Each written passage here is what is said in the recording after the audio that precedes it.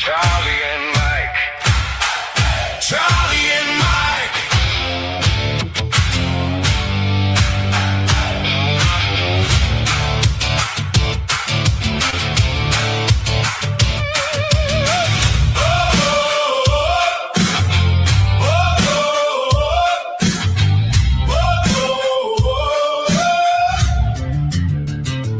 Talk about it. Tell the truth. God and country in the booth. We stand strong. We hold the line. Won't shut up. Not this time. Hands on heart, eyes up high. We were made to testify. Charlie and Mike. Charlie and Mike. God and country, we stand right. Truth on fire, we won't hide. USA, USA, side by side. Let them hear us, clear and loud. One small voice can move a crowd. Charlie and Mike, God and country, we stand right. Truth on fire, we won't hide. USA, USA, side by side.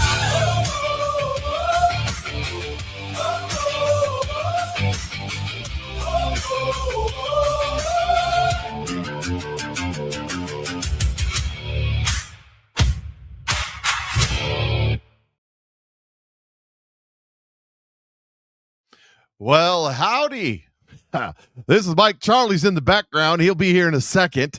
And thanks for coming on today, folks, and watching us. And as you're checking in, tell us where you're at and what you're doing. And I know it's getting late in the evening in some places, but out there on the West Coast, it ain't all that late at all. So Charlie, I don't know what he's doing. He's like adjusting, playing with his cameras and his earphones and all this stuff. Like everything just fell apart as we were supposed to come on. There he is.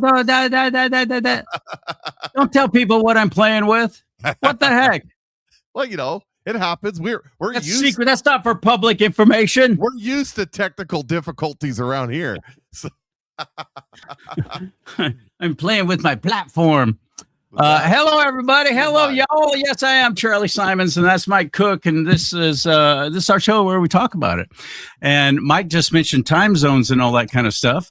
Well, we're getting some traction and starting to get an audience. And thank you for sharing, and thank you for participating in the chat room. That's been so fun to me because I do interview shows.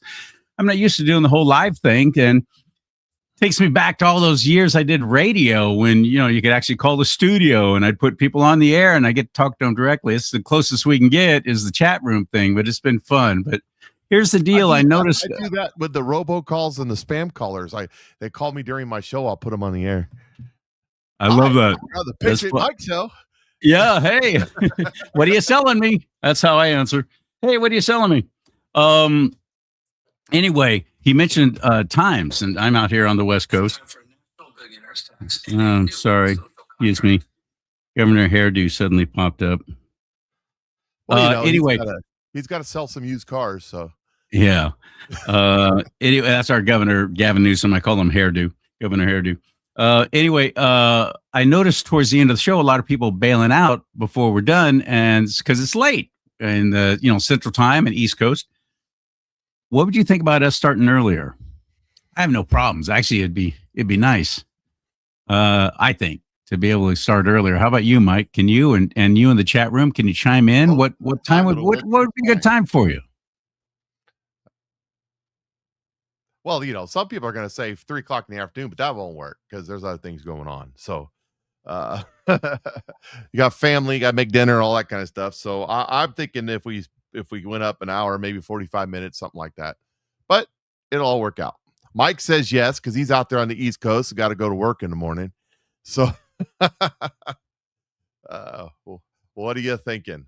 What are you thinking? Stalling for time. Hey, while you're thinking about it, I got something for you. I got something I want to start the show off for. I was scrolling through the interwebs today, and I come across this video of David Lee Roth from Van Halen. And, it's been a week or two since I've seen the guy, and I don't even recognize this. Take a look at this. Take a look at this. This will blow you away.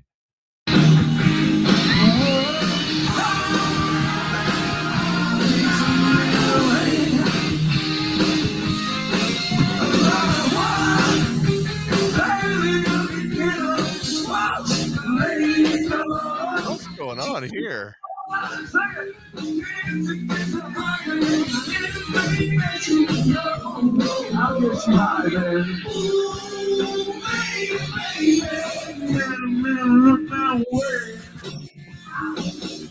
Is he singing along to a voice track like karaoke? He's doing karaoke. I'm not sure what he's doing. That is what he's doing. I think he's trying to imitate Joe Biden.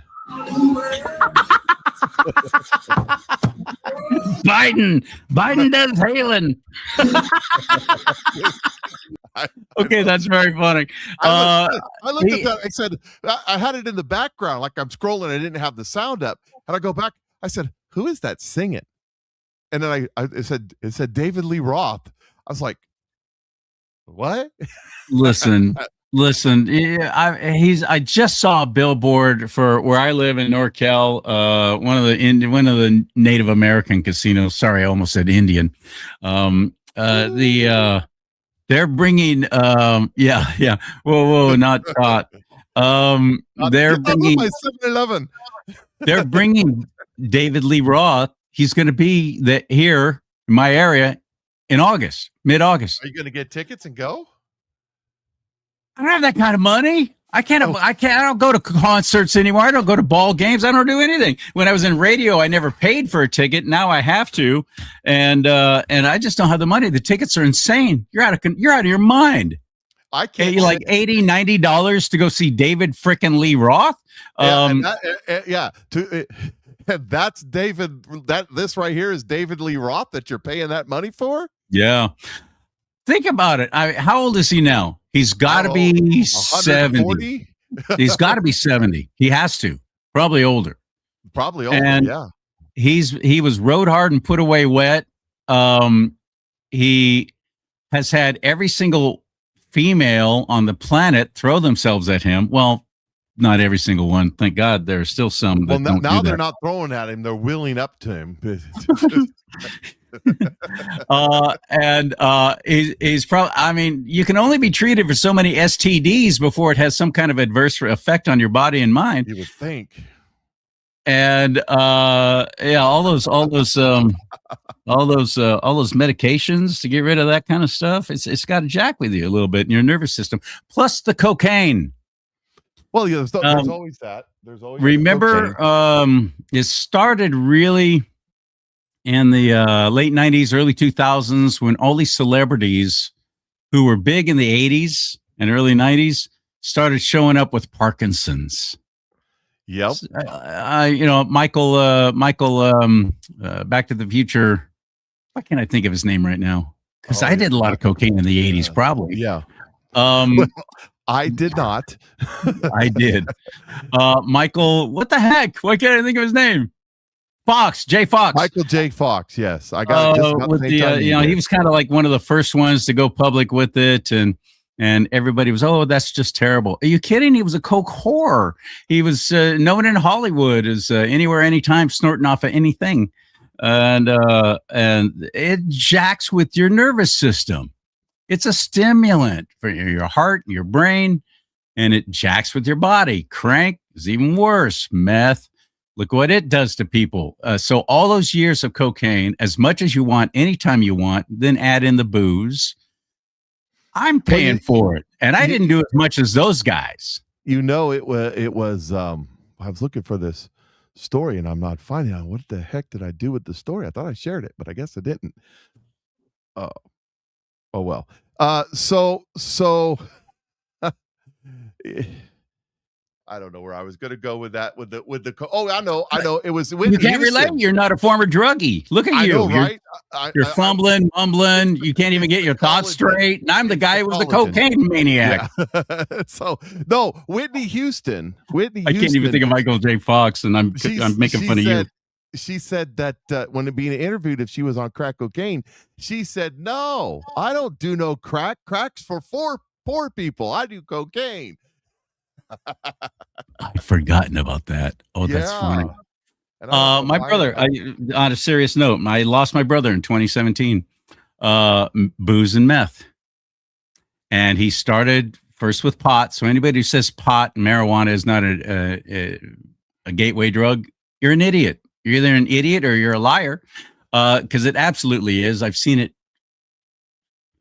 in way too many lives, too many examples of it. It starts there, and then you just go next level and just gets more and more, and you're searching for a bigger and bigger high. And that's what he did. Started off with pot, and then turned into cocaine, and then got poor, and it turned into crank, and then crank turned into crack, and crack turned into meth. And now he's dead. The problem with marijuana, everybody says, "Oh, it's natural and all that stuff," but it's a gateway. You know what? There's a lot of things that are natural. Polk salad is natural. Arsenic is natural. Arsenic is natural. I don't see anybody smoking that. Exactly. Only one time. You'll do it once, and that's the end. Mercury is natural. You sure? Yeah. That's from the earth, for heaven's sake. Uranium. Natural. Natural. So stupid. Every time I've heard that argument, I've heard so many times, well, it's natural. God created it. God created a whole lot of things. And he also spelled out in his word about don't eat that. Yeah, right. Don't drink that. Well, one of the things. Sober mind. So I've been following a couple of these. There's been a handful of former witches, tarot card readers, prognosticators, Satanist type people. They're all out here in California now. They hold public office. Well, that's true. They're big time followers, like millions and millions of followers on TikTok or Instagram, wherever. They in the last few weeks have turned to Christ. They've abandoned everything, and they've turned to Christ, and they're out there talking. And one of them's been around for a little while. I've written them. I've tried to get them on my show, and they'd never respond. One of them is Craft to Christ. She's over in England. She's a couple years, and I want to try that. Hey, we got an answer for that. We got an answer for that. Don't do meth. I can help you. We do have an answer for that. And here's a QR code right here. Click on that and look at that Snow Slim right there. There it is. In a year's time, I'm down 60 pounds, and I've done it. The one on the in the blue shirt is June of last year, and the other one's June of this year. I'm down 60 pounds, and I've done it with the chocolate sauce that makes your pants fall off right here. It's called Snow Slim. It is proven that the ingredients in there, Morocell blood orange extract, that 94% of the people who participated in the double-blind test that took that product lost weight over 12 weeks. So don't do the meth, do the chocolate sauce. I'm telling you, it's way better for you. Thanks for the plug. Anyways, back to what was I talking about? That I don't know, but I wanted to bring this up real quick because I like this comment. We were talking about David Lee Roth and how bad he looks and not moving very well. Red Rocker, Sammy Hagar, in great shape, same age as Bill Clinton. The difference is Hillary.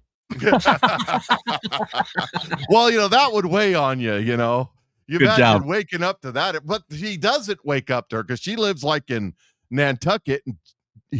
She lives in Nantucket and he lives somewhere else. I don't know, but it's probably how far away around the planet can you get from Nantucket? That's probably where he's hanging out. I don't know, but I heard there was once was a man from Nantucket, but I don't remember. Yes. But we're going to keep this show PG-13 at least. I don't know what you're talking about, Mike. What are you suggesting? About suggesting anything? Hey, I know what I was talking about. So I was watching that gal, Craft. Jessica Craft.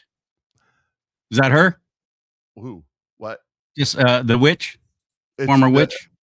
Craft to Christ. I don't know what her name is. That's her TikTok handle. And Jessica Craft to Christ. There it is. She said she was pointing out that in the occult side, anything that interacts with your mind, just hit that link up there or send a message to patriotmikeshow@gmail.com, and I'll walk you through the process, and Charlie will get the credit.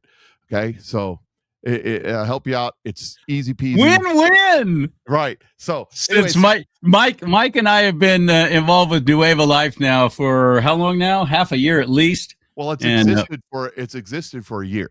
About a year now. But Mike and I together, me being on Mike's team, and Mike has built up a great team, and he's doing well, and people are enjoying the product so much, and they're all working together synergistically, and they're all making money off of it. And then you look at my team that I've built. Well, it's hard to do. It's all me. It's all me. Are you kidding? I'm the David Lee Roth of podcasting and Nueva Life. Just a wreck, just a train wreck. Well, let me tell you about what she said she said that marijuana, anything that alters your mind opens the door to the demonic. Well, that's what I was talking about in the word. I mean, God told us, don't take that, don't drink that, and be of sober mind. Here's a drink a little wine for the stomach's sake, but don't go around getting drunk all the time.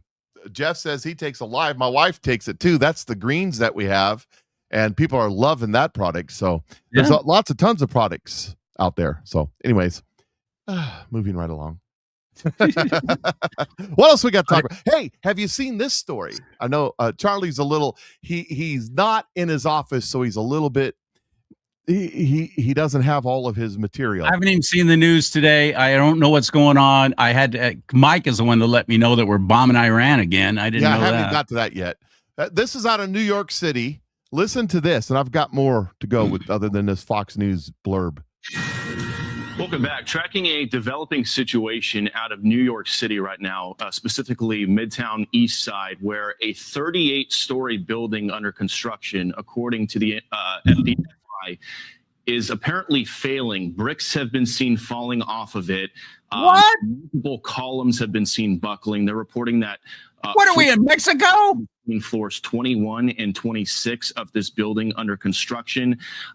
So they're keeping an eye on this. They're reporting that they've got 40 of their FDNY units on scene right now, with over 100 firefighters and EMS responding to this. So this is a building in New York City that's being refurbished. Turns out it used to be the Pfizer building. I don't know if that's a conspiracy or not, but it's falling down right now as we speak. And here is somebody TikTok filming from inside the building, a construction worker. Oh, good. So we do have that video. Buckling frickin' beams. Good heavens. Yeah, I'm looking at that going, I'm not staying there. I'm not filming this except on my way out.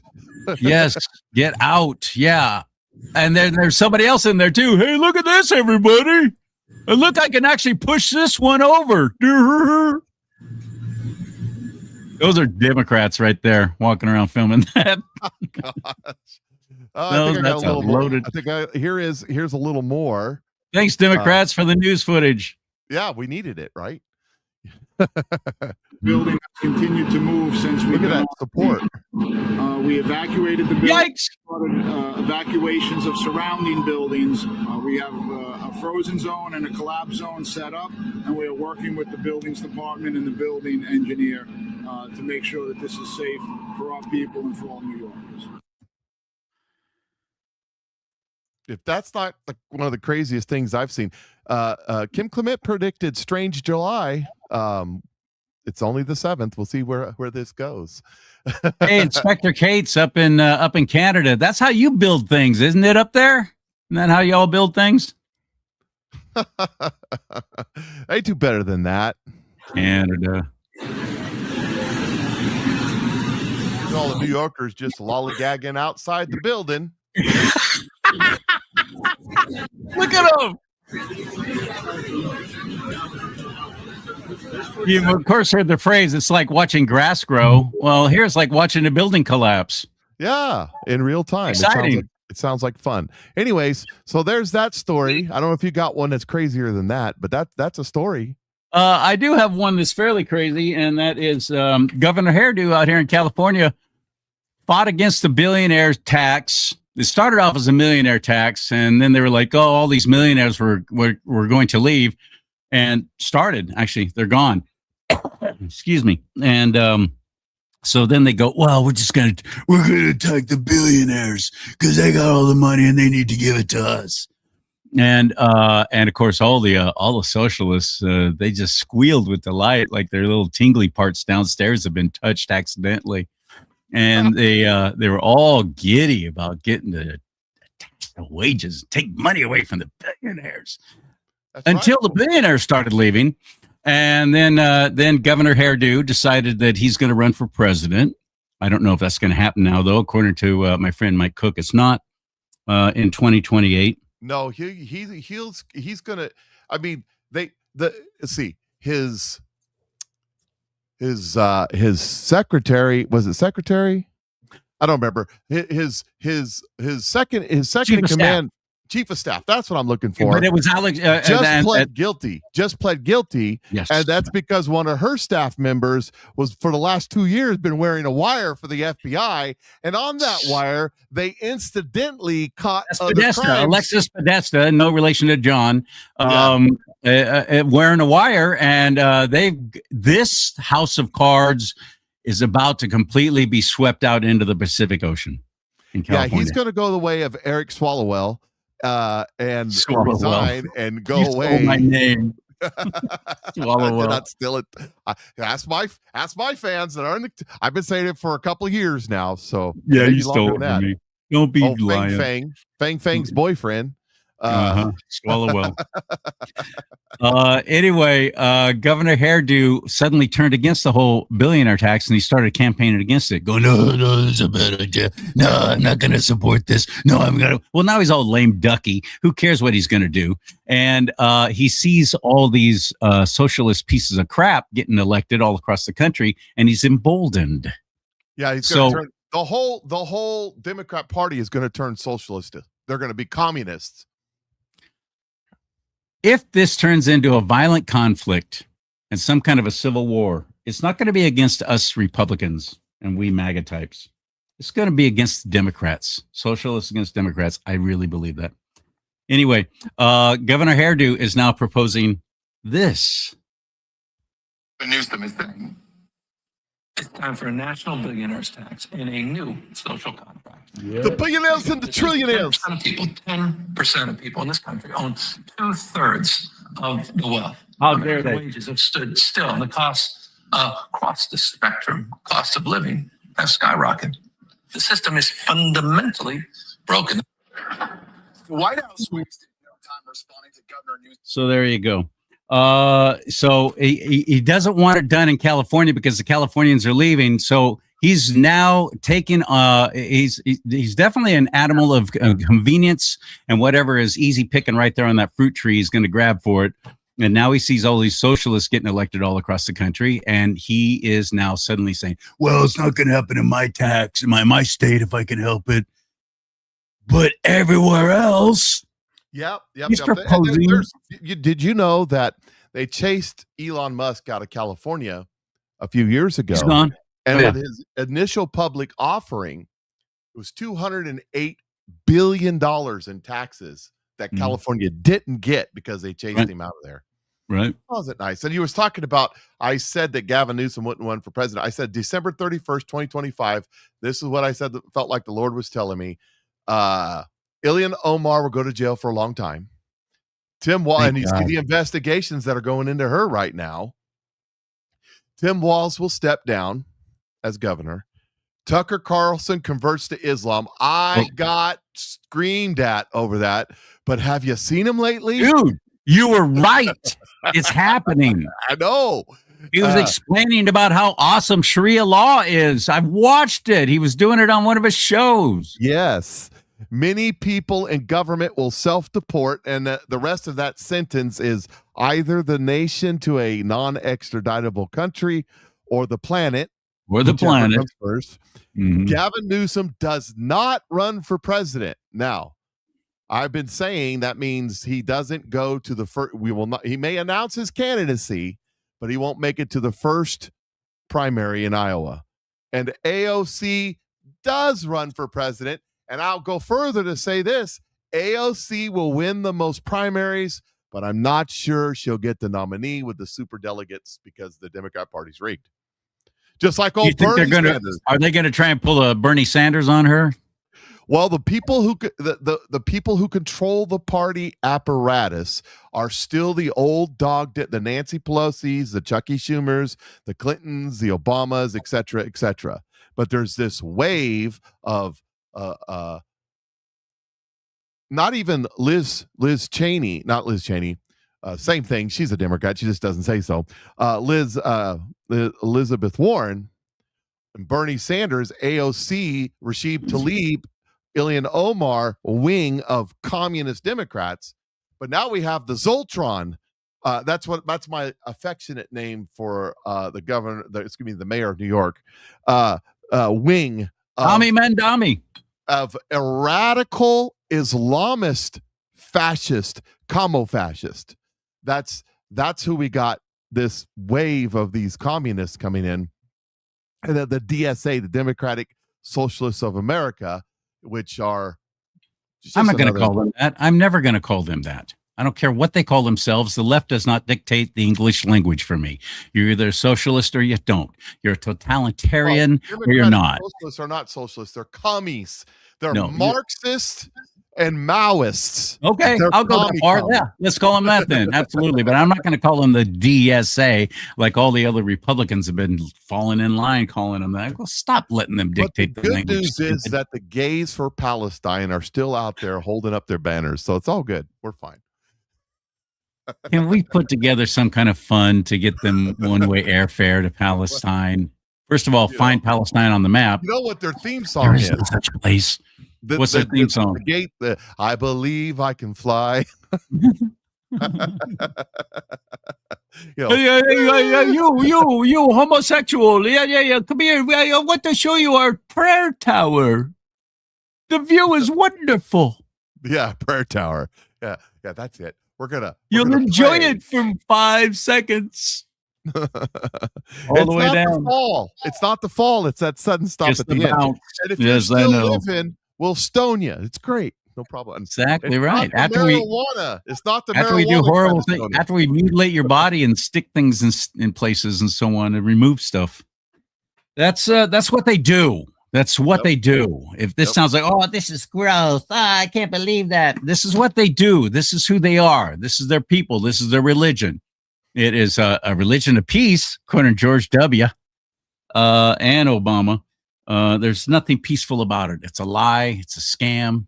And I am so heartened by all the conservatives and Christians that I'm seeing starting to talk about it. Starting to bring it up because it's growing in their areas. What the heck's happened to Texas, for heaven's sake? How many mosques do you have there now? What do you? Well, they're actively going after Texas, and the Democrats are supporting because the Democrats think if we get all these Islamists over there, we can win. That they don't realize is that the Islamists are going to throw all the gay Democrats off the buildings when they win. But they'll lop your head clean off. They're using the Islamists, but they're not using this. You got to remember, all of these Democrats, all these Nancy Pelosi, Chuck Schumer, Bill Clinton, Hillary Clinton, et cetera, they're all a bunch of hippies. They're all a bunch of peace and love and get high. And, if you can't be with the one you love the one you're with. These guys, other folks they're religious radicals. Absolutely. Well, the left are religious radicals too. They just worship the government. That's their God. Just truly is. That's what communism is, replacing God with government. So it's exactly what communism is. Hey, did you see some of the fireworks festivities going on all around the country? It was very exciting, celebrating our 250th birthday. I was hoping to get a date and be able to go to some kind of fireworks show, but I just couldn't wrangle it because I'm not nearly as popular as I think I should be. And we blew stuff up in my backyard. I couldn't get a date to go to a Dad Blame fireworks show, but then I missed the last minute. So I just wanted to check out some of the different places around the country where they know how to celebrate the 4th of July, Independence Day, for heaven's sake. Like, for example, No, that's not it. Wait, here we go. Newport Beach, California. This is very, very exciting.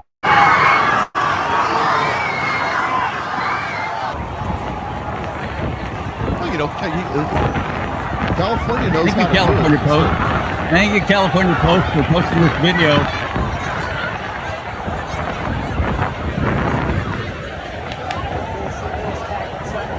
You got to see where the horses charge into the crowd.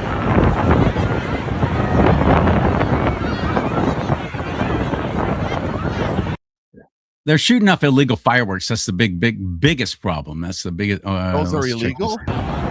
Yeah. People are bringing their own. Because as we're seeing, many towns, cities, even counties were canceling fireworks shows. A lot of places here in California canceled a fireworks show. You can't be celebrating the 250th birthday of the United States of America when Trump is president. You just can't. Well, the sheriffs are out there. Yeah, let's go forward. There's some more action going on. Newport Beach, California, everybody. They're still shooting off fireworks with the police advancing towards them. Yeah, so out here in Freedomville, Central Missouri, we do it legally. We can do mortars, we can do rockets, we could do it all. Oh, I like this one right here. You know, we need some theme music here. I guess I'll just sing it and see if I can make it match up here. You ready? Here we go. Dun, dun, dun, dun, dun, dun, dun, dun, dun, dun, dun, dun, dun, dun. That one dude right there, right in the middle, Mr. Pink Shirt. Did you see him trying to what do they call it? Flex. He's flexing. He's not going to move. Police are coming. All these police are coming. He's just going to stand there because he's a badass, right? Whoops. Maybe I will move. Perhaps I misjudged. Flag on the ground and just left it there. And the flag on the ground. Somebody just yeah, it bothers me too. And then here comes the army of slugs with their little cell phones out, doing all the camera work. So let's forward here, see if there's anything else exciting here. That was 4th of July, my friends, in California. I wish I think this is it, where the horses, they decide to charge the crowd on horseback.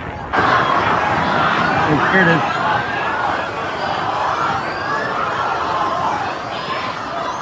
You're renting them horses. What's the point of that? It's amazing to me how effective law enforcement on horseback is. How well it works. People are so intimidated by horses, especially these city folks. Those are, we country folks, and we grew up on ranches and grew up around, being a cowboy and doing rodeo and all that stuff. We know that no horse will ever run over a human being. Did you know that?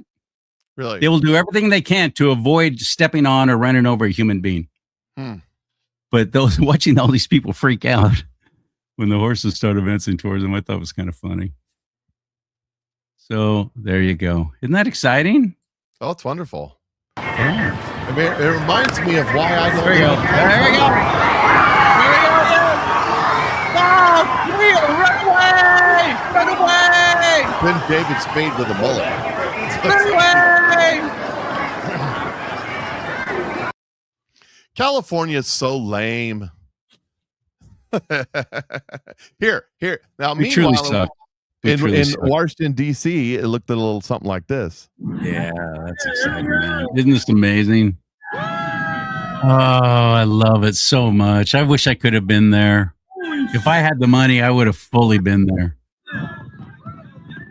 But this kind of stuff we do around here all the time. I have friends who were there.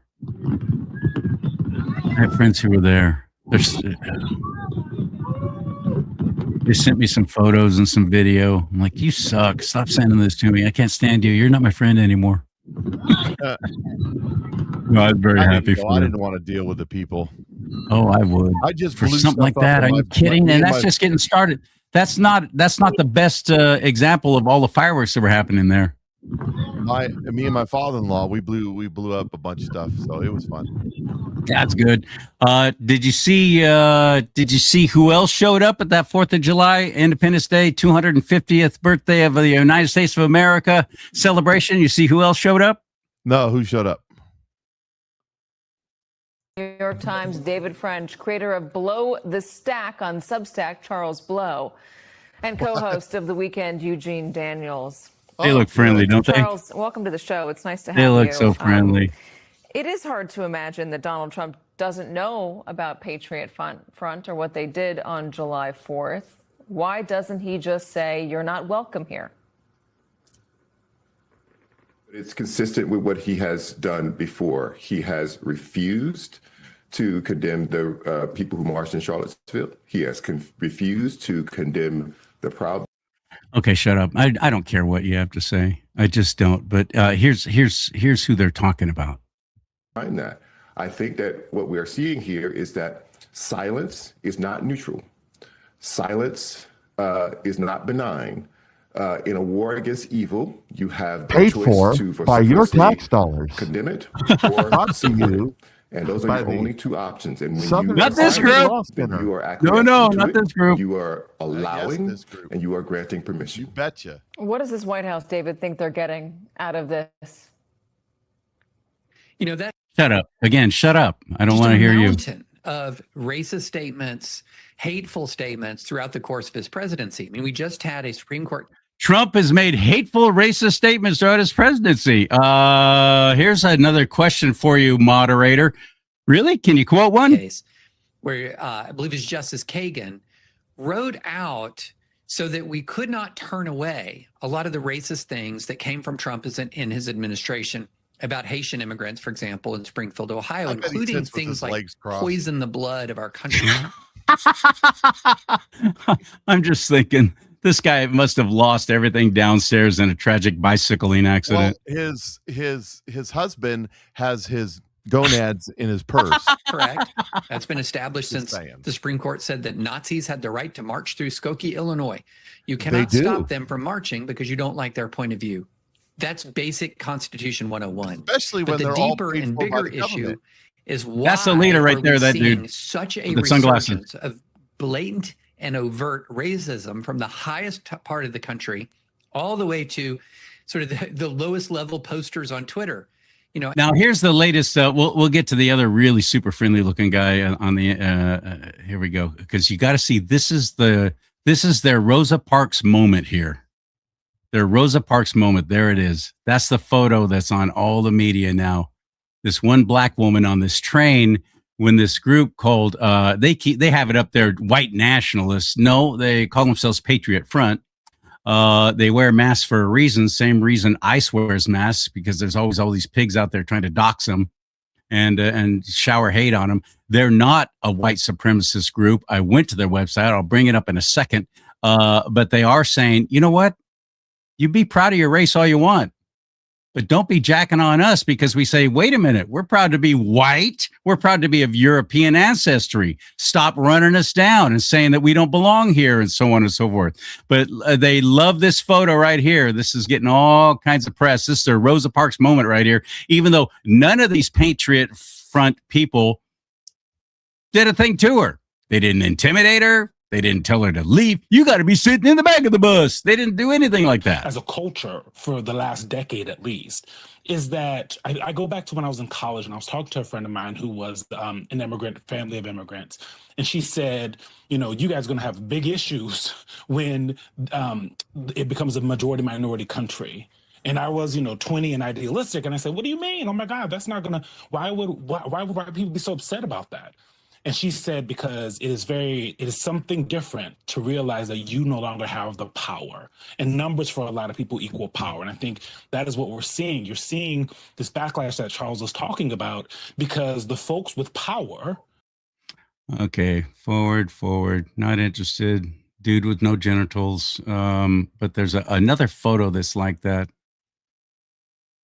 Well, I'll just bring him up. Period. Because there's a video, a news station, swooped in and interviewed this one dude who was also on that same train I called it a bus, but it was actually a train. Here it is. Here it is. This is brilliant. Roswell Encina says took his breath away the first time he saw it. Encina can be seen sitting on a metro train, surrounded by masked men wearing the uniform of the white supremacist group Patriot Front. Nothing really, prepares you for something like that, and you tend to tense up and you kind of wonder what's happening. On Saturday, Encina was headed to a 4th of July party in Maryland. He says when the Patriot Front members boarded his train, his main focus was avoiding eye contact and staying safe. I'm not the avoiding eye contact and staying safe. I couldn't believe it. They didn't even talk to me. They didn't even talk to me. They didn't look me in the eye. Well, it's because you were looking away and you wouldn't look them in the eye. But person to go through all of this. Here's the best part coming up. B Bridges. There's so many African American kids and teenagers and students from the 50s and 60s that went through worse. And those kids today, by the way, or those people who are having kids now, are swarming your towns and rioting like crazy. And many people are calling that chimping, which has been labeled as racist. And and this is when you realize you have to use that courage that they all went through to go through. Nobody's bothering him. He also drew on his past experience. 5 years ago, Encina was riding Metro. Don't miss this. Pay attention to this. I'm going to take this back. And then I'm going to remind you of what incident they're talking about, that he's trying to compare this to what he went through in this trauma. Past experience. 5 years ago, Encina was riding Metro when a group of kids threw coffee on him and another Asian American passenger, but left the other non-Asian passengers alone. And what was happening 5 years ago, Mike? What was happening 5 years ago? Who was president then? Oh, yeah, there was this whole BLM thing going on and this George Floyd thing.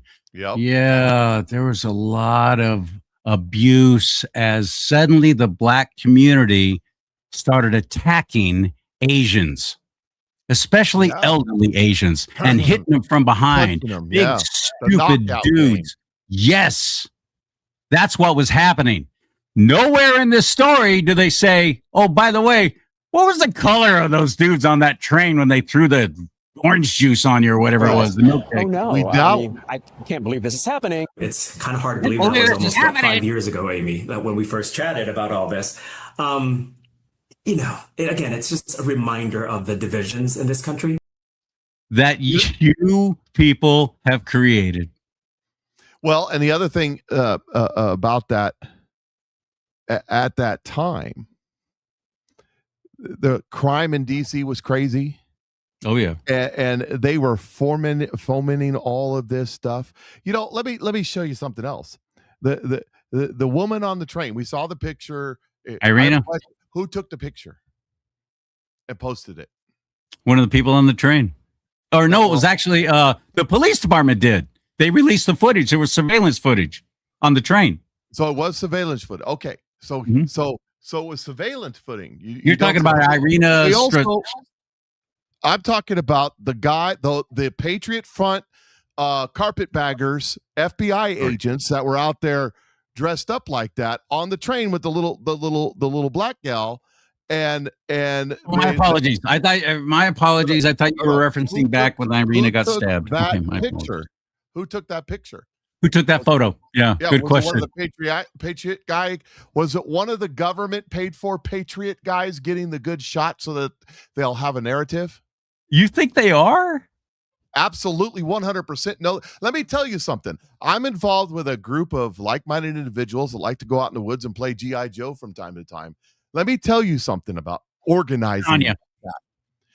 We can't get, of a group of 30 men or so and women, we can't get 10 of them together organized to do anything.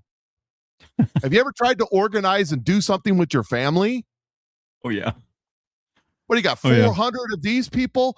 Let me tell you, their uniforms, $200. The flags are at least $50 a piece. How much money is right there? I can't get people when I say the uniform of the day is blue jeans and hiking boots. I can't get everybody to wear the hiking boots. Well, 10 people. Seriously? 10 people. Yes. Oh my goodness. These people are all completely organized and uniformed with their flags and their masks and all this other BS showing up in their U-Haul trucks, all decked out, all perfect. All of them, by the way, my little group's a bunch of old veterans in our 50s. These are all 20-something years old. Tell me the truth. Tell me the truth. You're right. Really think he's 20 you're or right. something? There's got to be some finesse. You're right.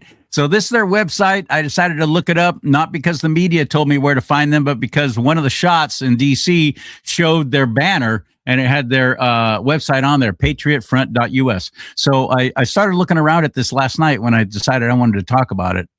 And, and I watched some of their videos and their manifesto. The problem that a lot of people have with them, including me, is the fact that they use. In fact, there's the guy. That's the leader. That's the leader dude right there. Front is a fraternal, nationalist, activist organization Can you hear it? dedicated to upholding the traditions, defending the people, and transforming the public spaces of the American nation. Through changing the minds, lives, and bodies of our countrymen, we hope to create lasting effects on the course and direction of the country. Patriot Front is active, nationwide, and committed to an ambitious array of efforts. The organization believes in the ethnic interest of Americans as those descendant from the original European settlers of this land. Now, remember when Joe Biden was saying that it's the existential threat against the United States of America or these subversive Nazi groups and these white supremacists? That's what he said, white supremacy groups, that they were the existential threat. And I remember at the time going on the air, I was on the radio still, and I go, where? KKK's dead and gone. Where are you talking about? There might be a couple of anti-government groups in Idaho. Charlottesville, when the Southern Poverty Law Center paid for the white supremacists. The Southern Poverty Law Center paid for it. Exactly the point I was getting to. And the BLM guys. And they showed up in the same white buses. There was no problem with it until he started saying there was a problem with it. And then we find out later on, guess who's paying for all this? Here's their manifesto. Let's take a look at their manifesto. Our cruel and unrelenting enemy leaves us no choice but a brave resistance. They're quoting George Washington here. The problem I have with them right out of the gate, I might be willing to listen to your point of view, but then you're flying the flag of the Confederacy. You kind of lost me there. Well, they're flying. You're flying that flag of Dixie because they got to get everybody all riled up. That'll do it. That'll do it. Here, let me show you something else. Can I show you something else? Yeah. All right, check this out. So this picture was taken just before. Oh, you found it. Just before that other picture was taken. And now this is the woman. This was the pictures taken. This is the woman's rap sheet. This is the woman on her knees with someone behind her on the same bus a few moments earlier.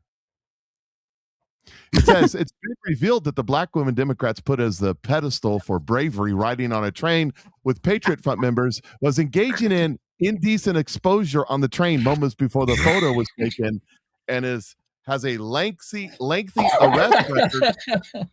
Much of her arrest record is prostitution. Well, there's something I want to say, and it's my joke, and it's my worldly joke, and so I'm just not going to say it. I'm going to respect our audience and my profession of Christ as my Lord and Savior, and I take seriously in the Bible. Avoid coarse language and crass joking. So I'm not going to say what I would love to say right now. The Waymo of DC. The Waymo of DC is the train. I'm just saying. And I just want to remind you. Hey, $50 is $50, buddy. That woman is set up on a pedestal as a hero for the left. But this woman, not so much. Oh no. Hell no. And James Wood says, because the vast majority of news media are propaganda organs for the Democrat Party, whether by executive choice or implicit staff bias. Because the first woman had a safe ride. No one talked to her. No one molested her. She had a seat to herself. Everything was fine. The second woman, a white girl, is dead. And talking about the media being complicit, again, good luck finding that video of what that piece of shit did to Irina. Oh, yeah, it's out there, but you're not going to find it in mainstream. You're not going to find it if you Google it. You're not going to find it on YouTube. You're not going to find the actual uncut, released from the police department video. You're not going to find it.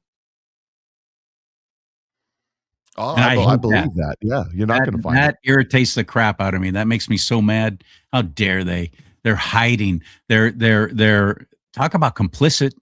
That panel of three dorks sitting there going, Patriot Front, and it's all an assault and President Trump's the fault because he didn't stand up there during the 250th celebration and going, hey, all you people out there from the Patriot Front, yeah, you should go. We don't like you. What do you want him to do during the celebration? During his speech, is he supposed to bring it up? Would that make you happy? I got some video of Whoopi Goldberg getting taken to task because she was complaining about, and again, I don't have it with me because I'm not, I blew it. My apologies. Anyway, Whoopi is complaining about how they're trying to end the discourse about racism in the nation. Thank God they're trying to suppress it. It still exists, more flagrant than ever. Yeah, you're right. On your side, my friend. Black on black crime, black on white crime. That's what's really happening. The most racist people I've ever known in my life are not white. Yep. And I'm a good old boy from Bakersfield. I've met a few racists. Some even in my family, maybe. I know. I'm not one. My grandfather, I loved my grandfather. He was half Cherokee, half Irish. And his attitude was, son, we're all the same until you treat everybody with respect until they do something to show that they don't deserve it. Yeah. I've never forgotten that. What was that? Judge people by the content of their character, not the color of their skin. Not the color of their skin. There you go. That's exactly what that is. I mean, isn't it? Don't you think? Pretty much. I'm looking for a oh, here it is. Did you see the Dolly Parton controversy that's out right now? Oh, what? You know, I was so thrilled when I got to interview her. Yeah, because I've been in country radio as a radio DJ. Most all of my career has been mostly country, including Nashville. I got to interview real quick. I got to interview Dolly Parton, and I was all excited about it. And then I went to her concert over there in the Bay Area, San Francisco. Half the show was dedicated to sucking up to homos and the drag queens who showed up. They were everywhere. And instead of her song Jolene, she doesn't sing Jolene. She sings drag queen, drag queen, drag queen. And they all squeal with delight and start making out in the audience and everything. That's a Dolly Parton concert. Well, good. This will go right along with that. You know that Travis Kelce and Taylor Swift supposedly tied the knot at Madison Square. That is one of the biggest PR stunts in American history, by the way, because Travis Kelce's at the end of his life cycle in the NFL, and he wants to get into Hollywood. So what do? His publicist calls up, probably the same publicist. Hey, we got an idea. Why don't we start having your client date my client? Oh, yeah. So we have all this thing. What happens? Both their stock. He's not kidding. They do that crap. And then they say, married for career. We just won the Super Bowl. So what are we going to do? The first kiss, right? In the back of the hot rod car, right? And then we lost the Super Bowl. Oh, darn it. So we're going to get hit. We're going to get engaged, right? Right. And so you every time this happens, your stock goes up, and then it starts going down. Oh, here it is. The big weddings happening at Madison Square Garden. Woo! And it goes up again. And then it's going to go down. They're going to say a year from now or something, Travis and Taylor's on the rocks. Oh, they had a dispute, and it goes back up. Nothing says true love and devotion and the ultimate in romanticism than having your wedding at the Madison Square Garden. I'm telling you. But wait a second. I thought that when you had your thing at Madison Square Garden, you were a Nazi. Isn't that what they said about Trump? But I digress. I don't know anything. But what do I know? Anyways, here's Dolly Parton, because they donated a couple $1 million to her book thing. So she gives a heartfelt thank you, but she says something kind of weird. And she makes a weird gesture. Now, I have no, this is what I do on my show. I don't know about you, but when I start talking conspiracy theories and I have no proof, no evidence, no nothing, just something that I think is weird, I got to put my conspiracy hat on so everybody knows that I'm talking conspiracy here and not fact, because I don't know. But here we go. Taylor and Travis, it's Dolly, and I was just told that you two are making a donation of $2 million to my imagination library. Thank you, thank you, thank you. I'm blown away and overjoyed with that gratitude. Now, it's evident that you two have made giving back a key part of your life. So, hey, when you have your firstborn, can I have it? Because that is going to be one special baby. You know, the mission. When you have your firstborn baby, can I have it? Can I have it? And when can I have it? When you have your firstborn, what is that? Oh my good Lord! I see what you're pointing at now. Holy crap! Back a key part of your life. So, hey, when you have your firstborn, can I have it? That's not an accident. One special baby. You know, the mission of the Dollywood Foundation is to dream more, care more, learn more, and adrenochrome for everybody. Again, for your very generous gift, and we'll continue that mission, even in bigger ways now with your money. So thank you, and know that I will always love you. Mwah. Okay, so I thought about that. Well, maybe she's just got a habit of, because when I'm off the screen or down here where you can't see it, I'm sometimes playing with my fingernails. I got this habit of rubbing my fingernail, and I thought, am I making that was not an accident? Yeah, I couldn't without thinking about it do it. You understand what I'm saying? But maybe it's just I don't know. But I've got more. I got more on that because some people posted some other stuff as you go down the rabbit hole. And I'm not saying that she's saying like this one. Dolly and Bucky's. Nobody loves anything more than boobies and beavers. You are put on timeout right now, Jay Boland. You are put on timeout. Oh, Lord have mercy. Ought to be a law. I'm telling you. Wait a minute. Anyways. Is this true? Is this true What? from Marita here? Erica Kirk did the same thing right after Charlie's death when she was on stage with the president. Is that true? Yes, she went, "I love you." That's different. Yeah. That is you got to have your thumb sticking out. When you do your thumb sticking out, that's actual sign language for yes. Let's see, how does it go? I love you. Yeah, that's sign language. You're right. But this is different. This is hook 'em horns if you're in Texas, but everywhere else, this. Right. It depends on how you do it. And I see this at Christian rock concerts. People in the audience doing this to the stage. They're not doing that. They're doing that. There's a lot of Christian music that isn't. So there's a real popular Christian song right now that it's like plays on the Christian radio and stuff. And it's a Muslim singing it. So she's not singing the Christ. She's singing the Allah. Oh, really? Yeah. You got to watch out for that. And there's a real popular AI Christian artist. Now, here's some more. So here's this. This is just a still, just so you get a good look at what she was doing there. Goes. There it is. And then there's this picture everybody's pointing out to. Covering her eye. Yeah, Son well, of a and that's bitch. supposed to be part of the, the thing. It is part of it. But I don't know for sure 100%. I just found, just the whole, can I have your firstborn child thing without any of the Considering other what's stuff. going on in the world, how is that even appropriate as like a whimsical little joke? I just can't wrap my head around how you would say something like that.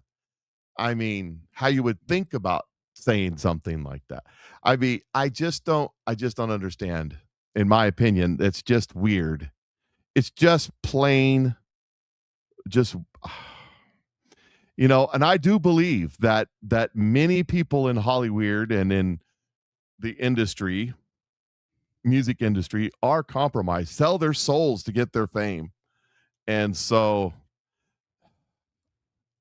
I'm not saying Dolly Parton did, but there'll be signs, literally in some cases. Like for example, the witchcraft that's in hip hop. But see, it's not just in hip hop, by the way. Witchcraft is in all the music. I mean, there Taylor Swift's last tour, right?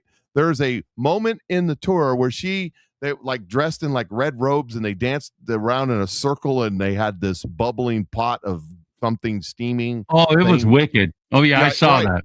So my wife kind of been into that controversy. And one of the things that's been reported is that people that went to the concert, even though they were holding their phone up, recording the concert, right?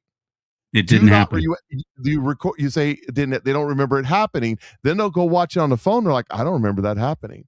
And then that Craft for Christ chick talked about it. And she said that was an actual incantation that you would do if you were a witch. And then she used to be a witch, so she knows these sort of things. These chants in Disney movies, a lot of these chants and the whole bread knobs and broomsticks and all that, they're actually doing real. Yes. She said that the latest Minion movie where they do kids. The latest Minion movie where they do the Minions, yeah, well they do they bring forth a demon. She says that is a real, the things that they say and the things that they do is a real incantation to bring forth a spirit, and the spirit that they bring forth is an actual demonic spirit that some witches worship. I believe it. Easily believe it, knowing what I know now about Hollywood and everything else. Another thing that's real indicative of pedophiles and doing the whole adrenochrome and drinking blood and everything is this. The red shoes. That's a big indicator. Now, you could be saying, well, it just goes with their outfit. Okay, I gotcha. Maybe. I kind of, I've seen that, but it may be an indicator, especially in a group, but it may be a one-off too. I mean, my wife has red shoes. I've had red shoes in the past. I didn't know about any of that stuff. I just like the shoes, but here's another dude wore red shoes. What kind of red shoes would you wear? Oh, when I was a teenager. Like what do they call them? What was the big hot shoe in the 80s? And they were loafers, and I don't know. I can't think of the name right now. All communists love satanic crap, and now they love Islamists. Weird. You're right, Inspector. Well, it's the same. It is the same. So Harry Potter movies. There's another one. Oh yeah, I haven't watched it. Yeah. Here is hip hop music. Just watch this.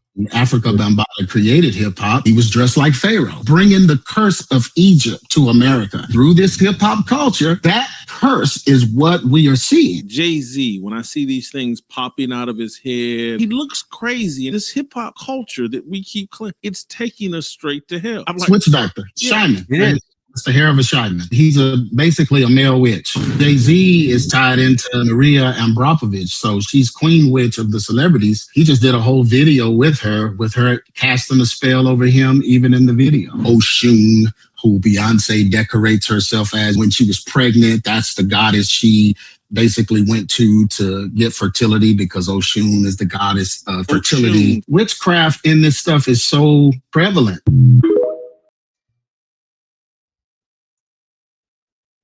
So that's I mean, that's some crazy stuff right there. You get to looking at all that. So I don't know, but I've been told, that's for sure. It's just a whole bunch of nuts. How about this one? Here's another story. This just broke. Wait, before you move on, I've been searching for this photo because this is what came to mind as soon as you started playing that. Dagnabbit. I thought I had it ready to go. I suck. Again, I'm running. Every time I have to run my own board, it's just catastrophically bad. But thank you for your patience. When this guy's first hit the scene, I was working at Top 40 Radio, and the song was huge. Got requests for it constantly, and I was like, ay. So I came to hate it very quickly. But Coolio, remember him talking about the hair being all crazy? Yeah. Here's what I used to say. It looks like a herd of cats were all sucking on his hair for about an hour and a half. And that's what they came up with. That's how it turned out. Coolio, ladies and gentlemen, for your dining and dancing pleasure. You're welcome. Have you seen it? I gotta find it again. I followed her on TikTok, but then that TikTok went away, and I haven't found her again. But there's a lady that does NPR 2055, and she goes, and that was White Ass Beep, a smash hit back in 2007 with the linguistic styles of all of that wet beep in your face. Who was saying this? Where did you hear this? This gal that does TikTok videos, and her shtick is NPR 2050 playing all the oldies. Oh my goodness. Oh, funny. Like that was Gangster Paradise. Gangster's Paradise. And she goes in and does the words, and so I don't know the words well enough to Actually know. saying the lyrics or just the title of the song. Slap that wet ass. Those are the lyrics now. I know. I remember one song I'd gotten out of Top 40 Radio and I was back to country, thank God. But it was I want to lick you like a la la la la lollipop. I want to lick you like a la la la la lollipop. I got a G6. I'm a G6. Those are the songs that were coming out, and this is going back 2010. Oh yeah, 2011. So it's only gotten far worse. I don't even listen to any of it anymore, nor do I care. But I know what it's doing to the young minds, so that are listening to it and loving it and adoring it and worshiping it. My daughter, who's married, got 5 kids, doing great out there in Kansas City. I laugh at her all the time. I'm going to let my kids listen to whatever music they want to listen to. She's a teenager, you know. I'm going to let them have whatever they want. Right. And I call her up on the phone sometimes and I say, so are you letting her listen to this music anymore? She says, letting her listen to whatever she wants. We ain't listening to that. We ain't doing that. Good. She calls Good me up girl. the other day and she says, you got to come get your grandchildren. I'm done with them. That's what she said. Come get your grandchildren. That's what she said. Oh, it's wonderful. She was my problem child, but she's doing well now. So here's a breaking story, though. I'm just going to read it to you. It says, a massive ruling. A Trump, Florida federal judge just overturned foreign-born activist judge Sprinkle Sukanon and reinstates the SAVE system, that what the executive order that Trump signed, and lets President Trump team root out illegal aliens trying to vote in elections. Judge Kent Wetherall of Florida confirmed it, reinstated plaintiffs' access to bulk upload and Social Security features in the SAVE system. In other words, they can take your ballot and see if you're have a Social Security number, and if you don't, well, you don't get to vote. So, how about that? And that's happening in national elections. Here in California, we have an assemblyman who actually pushed this through. And when it first started, and I went to several of his campaign stops basically for this bill that he wanted on the ballot, not pushing it through the assembly, not pushing it through anything like that in California. He did it. He took it right to we the people, which is how it's supposed to be done. And he got enough signatures, more than enough needed. They threw away everyone that they possibly could, and they still had more than enough signatures needed to put it on the ballot this coming November, despite what happens with the piece of crap Senate, Republican Senate, not passing the Save America Act.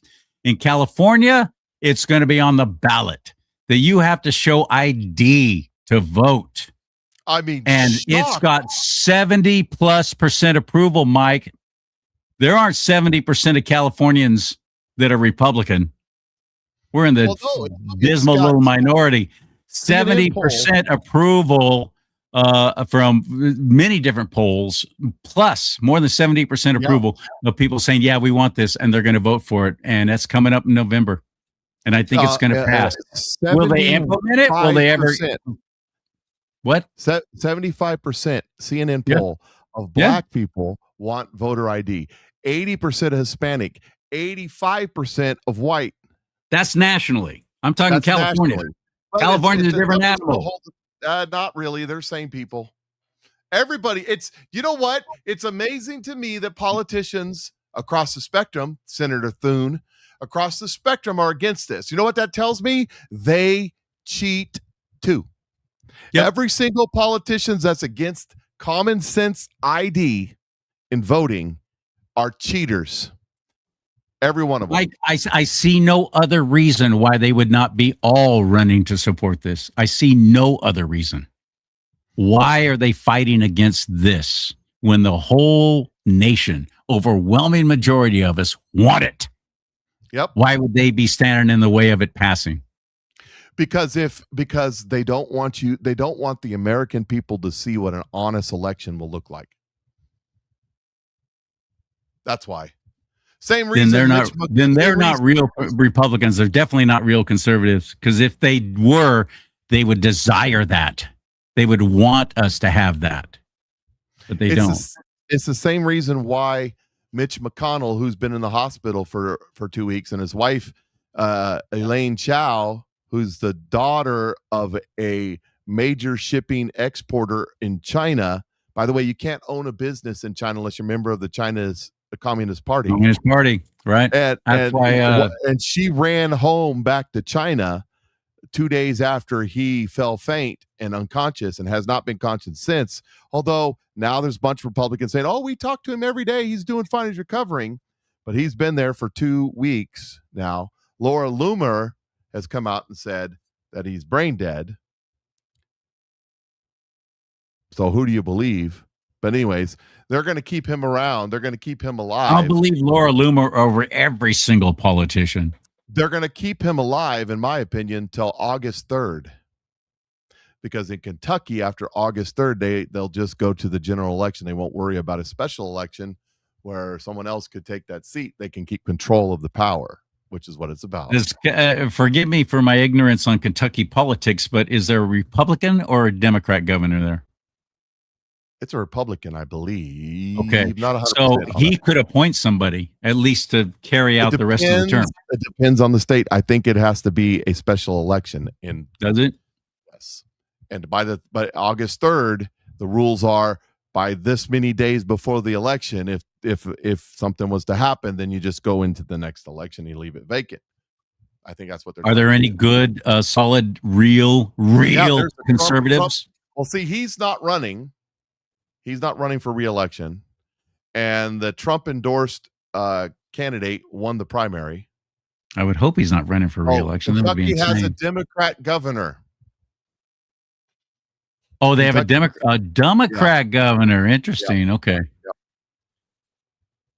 Yeah. Speaking of politicians, this is that I think this is from that new. Somebody tell me. Yeah, it says Angel, so that's what it's from. That new Young Washington movie. And this is a scene. I haven't seen it yet, and I tried to find it in the theater around here. It's already moved on. Yeah, it'll be out on Angel Studios for too long. I want to see it. This is an amazing little video. Watch this. He wants to know who you are. Why? I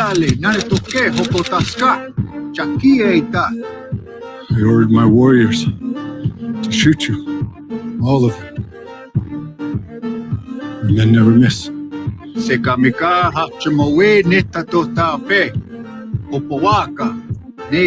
a red coat, right?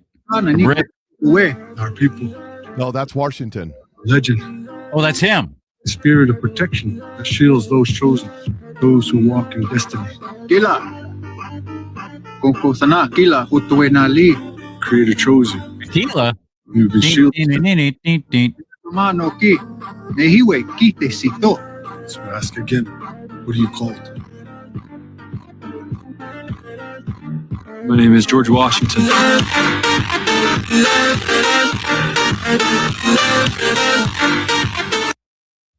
So the What Indian the heck guy, was the choice? What was the choice of that music? What was that? well, it was probably Nicki AI. Minaj? What the heck was that? Well, what that was covering it up so it doesn't get hit by copyright. That's what that was. You serious? That's yeah, what that is now? Yeah. Oh, So, how funny. so I'm glad I don't worry about any of that. yeah. So, what he was asking him was, "Who are you?" Because I ordered my Braves, my warriors, to shoot you, and they don't ever miss, but they didn't hit you. So you have something. The gods are with you. Who are you? We want to know who you are, what your name is. So it's pretty wild if you think about it. Glenn Beck was talking about it, and he said that there was, he said the Indian name, big Indian chief back in those days, and George Washington gave him one of his medals, and that Indian chief wore that medal proudly because his brother George Washington gave him this medal. For his whole life he wore that medal. That's cool. Yeah. Thank you, Inspector Cates, for reminding me about this. Here's another movie I want to see. Citizen Vigilante. Although you spelled it wrong, buddy. He says That's it's awesome. Canadian spelling. That must be it. That must be it. A little off. So, Citizen Vigilante has been banned in Germany and several European countries. They literally are not even allowed to show it because it's talking about somebody. Remember the movie with Michael Douglas? It was in the 80s, if I remember right. Lost me with Michael Douglas. I don't care for him, so I don't ever watch. At the time, he was cool. It was called Falling Down, if I remember right. Oh yes, I did watch that one. That's an excellent movie. I didn't realize that was Michael Douglas, but I guess you're right. It was, wasn't it? Excellent movie. Yes. And this, I guess, Citizen Vigilante is along the same lines, where he just kept getting harassed and kept getting picked on, and bad things happening to him by illegals. And he just finally has enough. So, I mean, we saw a whole series of movies like that, starring Charles Bronson, Death Wish. I've seen them all, by the way. Some of them are really bad, but I'll watch them anyway. And it was all a vigilante thing, and everybody loved that. But this movie, Citizen Vigilante, because it's about the illegals, exclusively talking about the illegals, and this guy's finally had enough. And he starts taking the law into his own hands. And they're freaking out about it in Ireland, England, Germany. All the European countries are banning it. Can't even watch it. So, and it's not in the theaters here. It came out, I think about 6 months ago. Whether it was I don't know. I saw some stuff on it, and the one scene that I seen, I'm not going to go watch the movie. I don't know that I want to watch that. But oh, really? You're not going to watch it? It was very graphic, and I'm just like, I'm not. I mean, that's fine if you want to watch it. Is it but true? Probably, but that's not. I'm not going to watch it. So. If it's true, I'm going to watch it. But then again, I've been involved in film productions and so on, and I look at everything objectively. I'm like going, well, I know how they did that. Oh, that was a good special effect. Oh, I see how they made that blood shoot. So I look at it more like that. That's fine and dandy, but I'm going to choose not to watch it. That's just on my opinion. X. Elon Musk has said, you know what? Everybody needs to see this. He posted it, but I think it got taken down. I think for free. I think I got taken down because it was for free. I think the producers asked him to take it down after about 24 hours. So, I can't watch it even still. I can't watch it anymore. Then? Yeah, I think so. There's another one I missed. Did you see this? Which one? Oh, yes. Lightning striking the Washington Monument during the fireworks show. Yes. Dang. A lot of people are saying that that's prophetic. I don't know. I'm just telling you what they said. I report, you decide kind of thing, right? So, anyway. A lot of people are talking about and they have for all along, about the phallic symbol that it is, and that it all has to do with the worship of this is ancient Roman crap and them worshiping Ancient phallus. Egyptian, yeah. And Egyptian, yeah. It is reminiscence of a Asherah pole, is what they're getting at. Now, whether it is or it ain't, I don't know. There is. I mean, the Lincoln prophetic word Monument out doesn't there. look like that. And then we call George Washington the father of the country, and there's his wiener sitting there to remind us all he's the father of the country. What is that? Why was that design chosen? I've always wondered.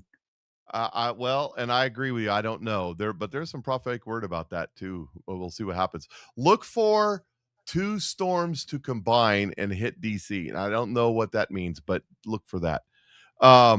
Here's one for you. You saw that there was big to do about the kicker, the head kicker in the U.S. soccer team, and The one who got banned from competing, and then President Trump made a phone call, and yeah, and then they went up there and got their butts kicked by Belgium. He got a voodoo spell put on him. Well, somebody's saying not so fast, Belgium. The city of Los Angeles still has another 29 days to count the goals. So the game's not over yet. So you don't know how things work here in the States. So touche. Oh, that's funny. That is funny. True story. Yeah, that's pretty. Yeah, true story. True story. Sad but yeah. true. Sad but true. And did you hear about this guy? Did you hear about this guy? So the I don't know if Ron DeSantis is some who shared this. Yes, sometimes they don't put the right things with. I'm not going to play the video because usually it's just nonsense, but the story's true. It's Florida governor candidate that ran against Ron DeSantis, and DeSantis won by 0.4%. He was just arrested for drug possession in Alabama with a sizable amount of drugs. Who is he? He's the guy that ran for governor of Florida against Ron DeSantis. 0.4% is what made DeSantis win. We're working on the fact that he got as far as he did is sad and sick and ridiculous. And all my fellow conservative Californians who are all flooding to Florida, Florida's red. It's great. It's always going to be red. I will remind you that that's not true. And Florida doesn't have a history of always being red at all. And let's take a look at some of their past governors. Same with Texas. Richardson, sound familiar? Yeah, but see, the thing Richards, is, Ann Richards, remember her? Yeah, Flaming lefty. If she compared her to the lefties today, she'd be center. Yeah, good point. So it isn't really I'm that. just saying, I don't think you're safe moving everything to Florida, like all these corporations, and to Texas. I don't IDs, and you can count votes for 2 years. No one's safe in anywhere, so it doesn't really matter. Why vote? Just select them. It'd be easier. Yeah. So here's what's happening right now. The United States is striking Iran again. Another prophetic word that I put out, I don't have this one pulled up, is that Iran will not capitulate and the mullahs will die in their caves. This is the word given by God. He gave it to several people. He's confirmed it with me. They will not surrender. They will not give in. And they will die in their caves because they're 12 imamers. They believe that their God, their savior, their Messiah will come when the earth is bathed in the blood of the infidels and the Jews. Exactly. That's why they're pushing for World War III, and they have been all along. But they're going to die in their caves, and then the people of Iran are going to rise up and take their country back, and there will be a revival in Iran. And for a season, Iran will be a Christian nation. Just like Lebanon used to be, just like Syria used to be. Yep. So here's CNN's report. Just a few hours ago. Iran because of these strikes on commercial vessels in the Strait of Hormuz that happened yesterday. It seemed at that point that was the What's the idea with President Trump doing the salute for their story? Well, what the heck's the idea? This is hold on a second. Stop for a second. This is not CNN putting this montage together. This is Sergeant News Network over on. I just ran across him today. Yeah. Yeah, he puts a lot of good stuff out, but he puts stuff together like this. You got to make sure it all matches because his Okay, words down there. Which my can't tell apologies. you I matches. assumed that it was something stupid CNN was doing, but it's something stupid Lee was doing. Yes. Okay, here we go. Because of these strikes on commercial vessels in the Strait of Hormuz that happened yesterday. It seemed at that point that was the only That's why that they were going to do until just about 15 minutes ago when CENTCOM announced that they were launching these strikes in Iran as another form of retaliation for striking those vessels. Here's what they posted on X. They said, U.S. Central Command forces have begun launching a series of powerful strikes against Iran to impose heavy costs for targeting and attacking commercial shipping crewed by innocent civilians in an international waterway. The U.S. strikes are in response to Iranian attacks on 3 commercial vessels that were transiting the Strait of Hormuz. Iran's demonstrated aggression was unwarranted, dangerous, and a clear violation of the ceasefire. Now, I do want to get to the NATO of it all in one second, but just a quick reminder that part of the deal in the memorandum of understanding for the ceasefire, the 60-day negotiating period, was that in exchange for the lifting of the sanctions as well as the removal of the blockade in the Strait of Hormuz, Iran would help the safe passage for these commercial vessels. Which they're reneging on because they're scumbags. Well, there's more to it than that, brother. They can wait it out. And I am quite convinced that they figure if they can keep fuel prices high, that Trump will pay and the whole Republican Party will pay in the midterm elections coming up. That is not working. Not at the moment. It's not working. Oil's at and I know we 72.38. finally. I don't know why have we taken so long to get the mines out of there. Why was that a delay? But they supposedly, allegedly, have gotten all the mines out there. So the ships find them because they didn't exist. Oh, that was it, huh? Okay, Yep. So they're fronting. They're flexing. They're waiting it out. They're doing it on purpose. They're dragging their feet, and they're going to let this go on and on and on. Dragging their feet. Because they want us to get all mad and rise up against the Republicans and President Trump in the midterm elections because our fuel prices are so high. And if fuel prices are high, everything else stays inflated too because somebody's got to pay for it to be transported somewhere. Well, the thing is, the prices of our fuel has gone up a little bit. It's not nearly as high as when Joe Biden was in office. It's not nearly as high as when Barack Hussein Obama was in office. Good right? point. It's gone up a little bit. It's kind of stabilized and it's gone down a little bit. Listen to my point of what I'm saying to you. We get 0% of our fuel and oil from that part of the country. We do. I know. I know. You're right. I know that. Okay. Well, we are California a net exporter of oil in this country. Because of that, our price hasn't fluctuated. Places like Europe are in trouble. Russia's in trouble. China's in trouble, but we're not. Japan just bought umpteen gazillion barrels of oil from us from Alaska. Donald Trump worked that deal out, which makes our price go down. The other thing is everybody's saying Donald Trump's keeping the price down by releasing the strategic oil reserve. There isn't anything in it. Hell no, he's been building it back up. It's empty. It's empty. He hasn't even been building it back up. It's empty. He's waiting for the price to go down to build it up. It's empty. You think it is empty? Joe Biden. I know Joe Biden almost depleted it. You're saying he did completely. Yeah. Well, there's, when you get down to the bottom of the milk jug, there's still some in there, but it's not worth getting. It doesn't fill a bowl of cereal. Same kind of thing. We have the purpose of the strategic oil reserve is not to set the price of fuel. No. The purpose is if we go to war, right? We have about 6 months of oil reserve. Right now, we have days of oil reserve. So that's not happening. What's happening is this. The EPA changed the rules, and now there's more than 5, less than 10. I don't remember the exact number. Brand new oil refineries that can refine the sweet crude of Texas. We have 0 oil refineries in the United States that can refine that oil. We have to take that oil and ship it somewhere else to have it refined. Why do we have zero? Because we haven't been allowed to build an oil refinery in this country in my entire life. I'm 54 years old, almost 55. And 3 of them have shut down in California. Yes.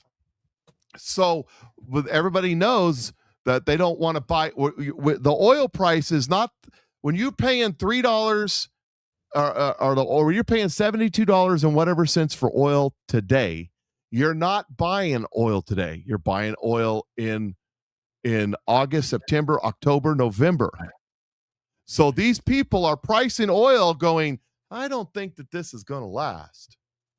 And that's why it's happening. That's why it's happening. Of course, Iran has responded and said this. Seems like the U.S. bases will be totally removed tonight. Wait for the rapid and decisive response. Now, when this first started, way back when, this time last year. I want to find Jay Boland's comment, by the way, while you're explaining when this this. first happened, Iran was launching hundreds and hundreds of intercontinental ballistic missiles, and let's see, is power asking for a friend. Trump was saying earlier today that he didn't want to do that because he doesn't want to do that to the Iranian people, but if he has to do it. But way back then, they were launching thousands of drones, hundreds of missiles. Now they're launching tens of drones and maybe a missile. They don't have the ability anymore because not only did we take out their launchers, we took out their manufacturing plants. We took out the ball bearing plants. World War II, we were bombing Dresden to get rid of the ball bearing plants. Why? Because without the ball bearings, they couldn't make tanks and guns and everything else that needed the ball bearings. Well, we did the same thing with them. We took down the supply chain plants to make these things. So it's really they don't have the ability to produce what they had. They used to have some stuff stacked away that hasn't been found yet, but they don't have the ability. So that's, and I talked about it on my show today, some of the stuff that we've come up with. Did you know that last week that a B-2 bomber out of Whiteman Air Force Base here flew off to the Pacific towards Guam and sunk a ship, one of our derrick ships? You know how we do. We get an old ship, we sink and make a reef out of it, right? Yeah. They sunk. So a stealth bomber flew off towards Guam and launched a stealth ship-killing cruise missile and sunk a ship as proof of concept. And they announced it last week that they did that. Why would they do that? Because here's the thing.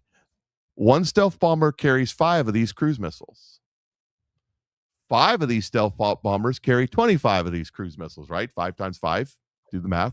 We have several more than that. We also know that our stealth technology can evade the best Timu radar systems that China has, because we did it they had the best system money could buy in Iran, and they had the best system money could buy in Venezuela, and it didn't work. So here's what they just said to China. They said, hey, we know you got that nice, pretty aircraft carrier, and you got 20 or so support craft around, battleships or not battleships, but destroyers and cruisers and corvettes around to protect, with all their stuff. Well, we can fly in. You won't see us. You won't know we're there until your ships blow up. Suckers. That's what we just said. We can sink their entire Navy, and they'll never know we were there. That's one of the things that just came up. Navy's already sunk. I mean, that's a done deal. No more Air Force either. No, I'm talking about China. That was a message to China. Good heavens. I missed that part. Yeah. And then there's this story. Reading this comment right here. There's this story. I'm not going to read you the whole story. I'm going to tell you about the story, but I want to show you the picture. Okay. This is the new F-15EX Eagle 2. This is the Eagle that they're redoing, put all the updated avionics they're using as a platform. This is an MQ-28 Ghost Bat And this drone aircraft, unmanned drone aircraft, is tethered to this aircraft. This aircraft operates in tandem with this aircraft. Oh, I don't have it on the screen. Why don't I have it on the screen? No, we're waiting. I know, I was crackhead. So this is the Eagle. This is the drone, and they fly together. And they went out to a big Pacific training exercise, and they flew these planes for the first time together. With working together, drone and piloted aircraft in simulated combat. It's a whole new thought process on how to do combat. Over on the far right of the screen in the lower corner there. That's beach volleyball advertisement, you pervert. Is that what you wanted me to look at? Because that's right where my eyes went. I'm sorry. This is an animation of what they think is going to work.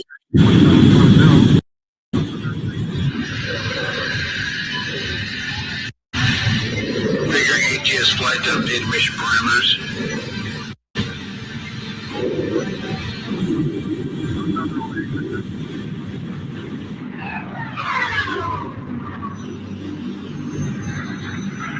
Look at that. Whoa.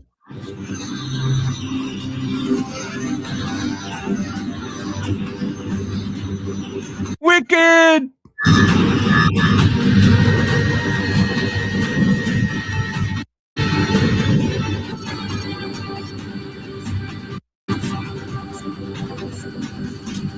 This looks like a Jean-Claude Van Damme movie. Well, it's an AI generated movie put out by the Defense Department to give you an idea. Oh, Jean-Claude Van Damme. Jean-Claude was AI before AI was cool. Oh, Boeing put that out. All right. So basically, the drones were over here, and all their sensors were turned on. So the radars and sensing equipment of the enemy was detecting the drones, while the F-15 Eagles were over here jamming everything, and they didn't see them coming. And that's the idea behind what that technology is going to do. And I'm sure it's way more better than that. Why are we telegraphing that to our enemies? Why are we giving them these kind of ideas? The same reason that we told them about the same reason that we told them about the whole sound wave thing that'll make you throw up. Well, that too, the discombobulator, yes. The same discombobulator. That's the official military term. Yeah, that's Trump's term. And he's president, so I guess that's what it is. The screwer upper. I think it says Acme discombobulator on it. I'm pretty sure it's what it says. Beep, beep, beep, beep. So, but no, the same reason why we told them we can fly our B-2s and shoot these brand new cruise missiles that you can't see coming and blow up your entire Navy. The same reason why Pete Hegseth advertised that he was out at White Sands, New Mexico, watching a laser shoot down multiple targets, shooting down artillery, shooting down mortars, shooting down drones, shooting down cruise missiles, and shooting down ballistic missiles with a laser. And they said that the cost of deployment per firing is about $2, as opposed to $1 million or $100,000 with the various systems they're using in Israel right now. And we now have this in mass production in the United States. This is not an accident that they're telling the world these things. We're telling the world, don't mess with us. You know, we're telling the world this is the hood version of lifting your shirt and showing that you're strapped. That's what this is. You know what this flashed me back to was my President Ronald Reagan when he proposed the SDI, Space Defense Initiative, and all the media and all the Hollywood types and all the pundits and all the experts and all the brilliant commentators made fun of him and called it Star Wars and said, how stupid is that? What a complete waste. Those morons at the same time that they're over here bashing my president for saying we need to be developing this. This is a smart move, and it is, and it was then, and it is even more so now. Remember how Russia responded to all that? They didn't think it was funny. They didn't think it was funny at all. Oh, they went broke. They went broke, and then on top of that, that was the jab. That was the jab, right? The jab, the left hand jab, right hand swing. That was the jab, right? Was Star Wars, strategic defense, and all this other stuff. The strike was the first Gulf War. That's what put the Russians over the top. So that's why they collapsed. And here's why. Because Iraq had the 4th largest army in the world. They had twice as many armored vehicles than we did. They were using the top line at the time T-72 tank. We were told, because I was in a tank unit, I was in a heavy mech unit, we were told to expect 50% casualties as the two tanks came together, a mano, right? That's what we were told. So, but what happened using textbook Russian military theory with Russian advisors on the ground, my unit, which was 197th Infantry, and the tank unit was 269, which was a battalion, so was 4 or 5 companies, probably 50 tanks. I don't remember how many. Somebody tell me if I'm wrong, but about that many took out 2 divisions of Republican Guard tanks. One of the things that the tanks would do, the Russian tanks, is their first line of defense, they'd be buried in the ground. Okay. They'd be buried in the ground, just their turrets sticking out. Yep.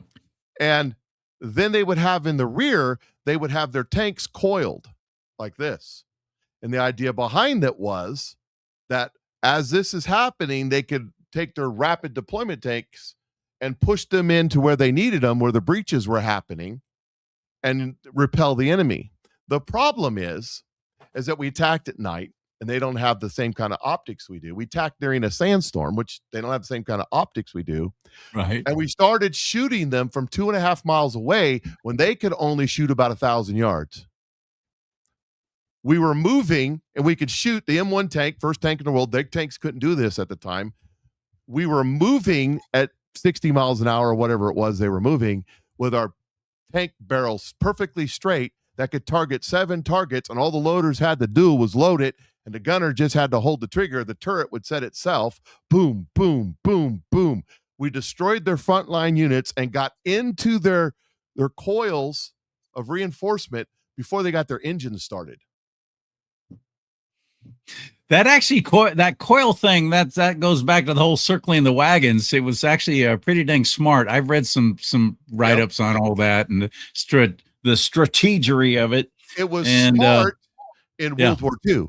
It was In not World War smart against the M1 main battle tank in 1990. It just wasn't. So what happened is Can you imagine being part of that crew, by the way, in the tank that was freaking buried? Oh yeah, and you're going to be in there for days. That would suck. It was over pretty quick when the turret blew off and the flames went from the rounds cooking off. I mean, it didn't take long, but it didn't take long. The thing is about it is that the Soviets went, oh crap, because their entire doctrine, their entire system, their whole thing, they were like, we're done. We there's nothing we can do against the Americans. Nothing. Because you know how many tanks we lost in that battle? 1. I'm guessing 0. 1. It was shot by an Apache by mistake. The Native Americans were there too? Yes. Apache attack helicopter. Come on, man. Army guy. That's crazy, man. Those Indians get around. I know, right? Yeah. Tomahawk. They tomahawked your tank. I'll bet you got stories. Have you ever shared those stories? What it's like being part of a tank crew? How's your hearing, by the way? No. I wasn't part of the tank crew. I was. You weren't. But that was my unit. I drove during the war. I drove 5,000 gallons of diesel. Oh, you were fueling them, but Yeah, I was a mechanic, but they needed drivers. Yeah, I was feeling them. Yeah, that was. Well, they were trying to target you then big time. They wanted to take you out before you could get to the tanks. You You would probably think. had all kinds of IED encounters and so on. Well, they didn't didn't do IEDs back then. It was Oh. fourth largest army in the world against us. That didn't come about till afterward. That strategies came up after they got their butts kicked, and they said, "Well, that's not going to work. We're going to have to do something else." So We're gonna have to be sneakier. Well, and of course, who invented guerrilla warfare? Who invented that type of warfare? Communists. No. Yeah. We did. We invented. Yes, we did. You think in so? In 1776, when we were hiding behind, Bill Cosby. Okay. Bill Okay. Cosby, they flipped a coin and we won the toss, and we said you have to wear red and march in straight lines, and we're going to hide behind the rocks and trees and And everything you else. have to all be in line and squat down and shoot at us and then back up. And then the next column comes up. Okay, got it. You're right. You're right. Okay. Because that's the kind of warfare that we did. We'll take credit for that. As a matter of fact, that's more true. I can't remember what the general was. The general that was fighting in the South, and Cornwallis forces chased him all the way up north, all the way up to About World War II or what? No. This Revolutionary War. Revolutionary War. And what he did is he drew. I can't remember the name of the general, but the American forces.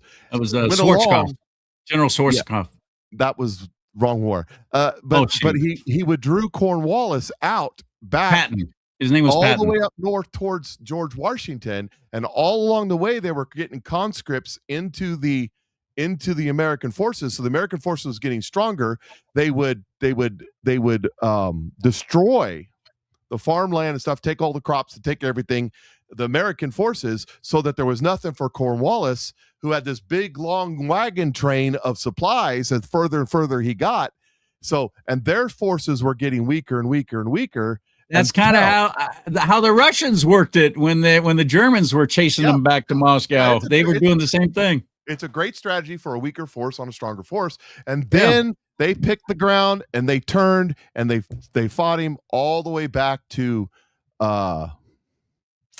what fort was it right there? And that's when the French showed up and they surrendered because it was over at that point. So can't remember what the fort was. I'd have to go back and read the story. It's been a while. So yeah, we invented guerrilla warfare. We invented it was the Kentucky long rifles, a bunch of guys in deer skin hiding in the woods like the Indians, going, okay, the guy on horseback with the big silver thing right here, hit him right above the silver thing with the Kentucky, the first rifle, the gun used in combat. You just brought something to mind, though. Technically, we did not invent it. The Indians did. We just kind of stole their tactics, didn't we? Well, we what's the word I'm looking for? Industrialized it. On a grand scale. We borrowed it. All right, my friend. Well, we've been on for a couple hours, I think. Do you want to continue? Because I got more stuff. It's up to you. No, I probably need to go to bed. I got to do a show in the morning. But what do you got? One more thing. What do you got?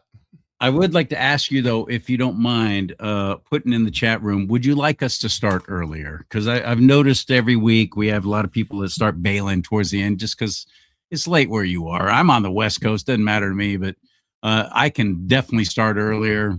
We can start let's see, you're 8:15 Central Time. We could start at 6:15 Central. How would that work for you, Mike? I don't know about 6, but maybe closer to 7 anyways. So go 7 o'clock. Yeah. So we'd be, I mean, how's the audience there? I don't even know. Would that adversely affect it? We're trying to, when you're starting out something like this, you got to experiment and just see what works. And then, if you catch a greater viewership, and ultimately that's what this is all about. Mike and I are doing this for 2 reasons. One, we love it. We enjoy it very much. And the other one is, we're trying to introduce you to newwaveoflife.com/Charlie Simons. That's another thing too. But also to help pay the bills. Also, we're true patriots. And I'm saying this from my heart. I can't speak for Mike, but I think he feels the same way I do. If you can't do anything else, do what you know to make a difference and to make an impact and to actually try and do something positive. That's why I do this. because I'm not making any freaking money off of it. Cost me money to do this. And on Rumble, my Rumble channel, rumble.com/do not talk. How much did I make last month, Mike? I don't You know. don't know yet. $50.60. Woo! That's the money. Ding, ding, ding, ding, ding, ding, ding, ding, ding. It doesn't pay. And YouTube has all the money, but I've been kicked off there, and Facebook and everywhere else. So, but ultimately we've got to consider that kind of thing. You know, what's going to be best for you? What is conducive to you being able to watch us and catch us every week on Tuesdays? What time is good for you so it doesn't run so late?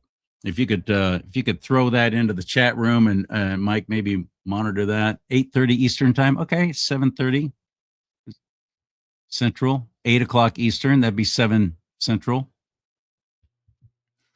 We'll figure it out. Okay. Yeah, keep looking at that. In the meantime, I wanted to bring this up. We're going to talk about this a while, though, because this is really bothering me. I hate our media. I've been in the media my entire adult life, and I've never hated my own business more than I do now. Because this is the story that nobody's covering. Chicago man. Well, he's not Chicago. He's from Venezuela. He's here illegally. Accused of fatally shooting a Loyola University student along the lakefront. Just returned to court.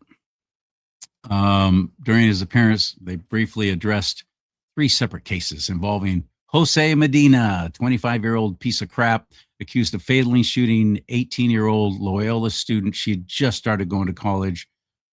Sheridan Gorman. This happened back in March. First set of charges stems from the shooting of Gorman. But according to Chicago police, Gorman and a group of friends were walking near a beach in Rogers Park when a masked gunman approached them. Prosecutors say the gunman opened fire and shot Gorman in the back. Now, why? Why would the media not be reporting on this? Because it doesn't fit the narrative. It doesn't fit the narrative. That's why. There you go. That's a good call. That's definitely one of the reasons. Here's her and the piece of trash. Yeah, this is the one that the mom just spoke out in the hearings in Congress. Did you see that? Yes, I did, and I've got it. She was awesome. Yeah, and I've got that if you want to watch it. I've got that. But I also wanted you to see this. Let's get rid of that. And let's bring in this. No, not that. No, wait. Yes, that. Dang it. Here we go. This is a Democrat. A Democrat that is trying to get Sheridan's mom. That's Pramila Jalapala. Yeah, that idiot. So he's there. Why am I not finding the video? Dag nabbit. And this probably still loading. This there's Ilhan right next to her, by the way. Tried to stop this Democrat during this Senate hearing from actually testifying, actually coming up and speaking. They tried to. You've got to see this. Here it is. Here it is. I found it. Wait a minute. No. Hold on a second. I got to call it up. Let's get rid of that. Thank you for your patience. Waiting for me to get my act together here. I appreciate it very much. I ain't no doctor. I ain't got no patience.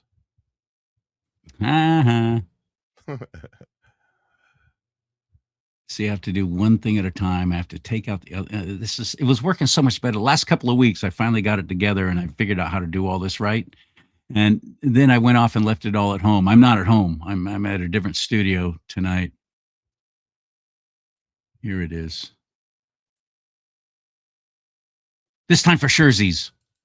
Okay, here's what happened when this Democrat tried to bring this mom up to testify. That's my boy, Tom McClintock, right there. By the way, Congressman McClintock, California. Thank you, Mr. Chairman, and thank you for having me at this important hearing. I'm here today to introduce Jessica Gorman. Jessica should not be here today. She should not be testifying before Congress. She should be back in New York with her daughters, Madeline and Sheridan, enjoying a quiet Tuesday afternoon in the summer. But unfortunately, Jessica is here with us today. And she's here because just a few short months ago, her beautiful daughter, Sheridan, was shot and killed in Chicago by an illegal immigrant. I cannot say it loud enough or clear enough, but this nation and this Congress owes you an apology. We are sorry to you, to Tom, and to Madeline. I didn't know Sheridan personally, and that's a tragedy. But I know her family, and I know the Yorktown community. I know that she was a kind and compassionate young woman who cared about her community and had a bright future ahead of us. And I know without a doubt in my mind the incredible things she would have done with her life should she had been given a chance. Her murder was senseless. It should not have happened. Our immigration policies exist for a reason, and they should have been enforced. Sheridan would still be with us today, and Jessica would not have to testify before this panel. Our immigration laws facilitate legal immigration processes to ensure that good, smart people can come into this country, assimilate, and contribute to our communities, while also ensuring that criminals who break the law do not get to stay. Now, I'll remind you, this is a Democrat, New York Congressman Lawler, who's about to bring in this girl's mother to be part of this testimony. And here's what happens from what's his face? Fat Bridge troll, Jerry Nadler, and that other one. Go ahead on. Their jobs are made infinitely harder when places like New York and Chicago blatantly disregard existing law and provide safe harbor to criminals. Sanctuary policies Mr. Chairman, are the reason. Point of order. Here we go. This is a statement, not an introduction. General lady's point is well taken. Gentlemen, please flash the introduction. Thank you. Back in He's introducing May of her. 2023, over 3 years ago, Sheridan's murderer illegally entered the United States. Border Patrol caught him. They apprehended him. But then, because of the Biden administration's ludicrous open border policies, he was released in country. This is a Democrat saying this. A month later, he was arrested for shoplifting in Chicago. Under existing law at the time, he should have been deported right then and there. And Point of order, this is not Here we go. abiding by our federal laws. Point of introduction, it's the speech. Yourself. Yes. Precisely because you have failed to do your job. Yes, You Mr. wonder Chairman. why you had 4 years. It's freezing up on our side. If people don't stick to the rules. So I appreciate the chairman's insistence that we stick to the rules and that you have the opportunity to introduce your constituent. which I Right, and think you have introducing done. my So thank you very constituents- much, Mr. Want to hear the details? She is not even the committee chair, and she's saying matter. The gentleman will suspend. It's this guy. Yes, that's a Republican, and he sides with the Democrats. He's a I looked him up. He is not running for re-election. He's out in November, and it was in another hearing where he was doing this exact talking same about thing. McClintock. Yes, Or Lawler. The chairman of the Californian. Committee. I don't That's know where he's from. McClintock. That's Tom McClintock. He's not running for re-election. He told me he was when I saw him at the Republican convention. According to when I looked it up, I don't. Is he? That's the chairman guy right there. That's who we're talking about. He did this in another hearing. Yeah, chair of that committee. Okay, got it. Same thing. He sided with the Democrats. Chair of that. Shut people up. Yeah, that's McClintock. It was with Mark Wayne Millen. Tom Mullen. Yeah, Tom McClintock has done many things over the last couple of years that have really disappointed me. And I was always in his corner. And if we had a good conservative running against him, but I did not know that he had decided not to even run again. That's what that's what, when I looked it up, that's what the news was. But I think he may have changed his mind. Yeah. Congress is probably been hanging around Swallowwell, so he doesn't want to be up there for too much longer. He's hanging around Swallowwell. Yeah. But I also have the mom's testimony, even though we didn't get to see it in that hearing. I do have that if you want to see it. Yes. Okay. Go ahead and play it. I'm going to drop off here for a second, though, while you're playing that, okay? Got to poo. I gotta go let the dog out. It's whining. Okay, all right. I'll go ahead on. Do your thing, because I've got it right here. Here it is. This is very, very powerful. Hi, my name is Sheridan Gorman. My name is Jessica Gorman. I'm the mother of Sheridan Grace Gorman. Sheridan was 18 years old. She was a freshman at Loyola University, Chicago. She was beautiful. She was funny, faithful, loving, full of plans to build something with her life. On March 19th, Sheridan went with friends to the lakefront in Chicago because they hoped they might see the northern lights. She never saw those lights. The man accused of murdering my daughter is Jose Medina, an illegal immigrant from Venezuela who should not have even been in this country. And even after committing a crime and having an outstanding warrant, he was left on the streets of Chicago to murder my innocent American child. But this story, it's not about him. This story is about my Sheridan. It's about how failed border policies, sanctuary city laws, and twisted leaders refused to cooperate with ICE. They sent her to her grave. It's about a government and politicians that forgot their first priority. And the question before this committee is painfully simple. When did protecting our American citizens stop being your first priority? And even more important, why did protecting our American citizens stop being your first priority? I want an explanation, I need one, and I deserve one. But first, I want you to know who my Sheridan was. I want you to understand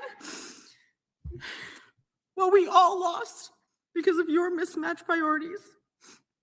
My husband and I have always joked that our older daughter, Madeline, is our pride. Well, Sheridan was our joy. From the moment she was born, Sheridan was pure energy, enthusiasm, laughter, fun. She was the kind of person who made every room brighter and usually a little louder. Which is why when Sheridan was in kindergarten, I remember going to her first parent-teacher conference. I was a little nervous because while she was the sweetest little girl you could possibly imagine, she was also the chattiest.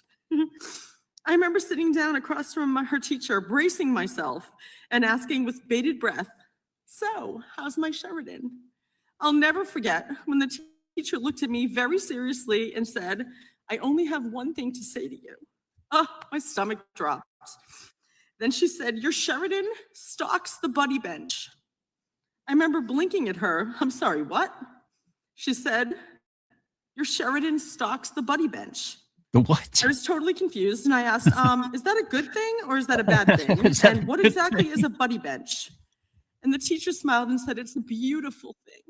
She explained that they had a bench in the play yard. She said that not all kids are as outgoing and confident as your Sheridan.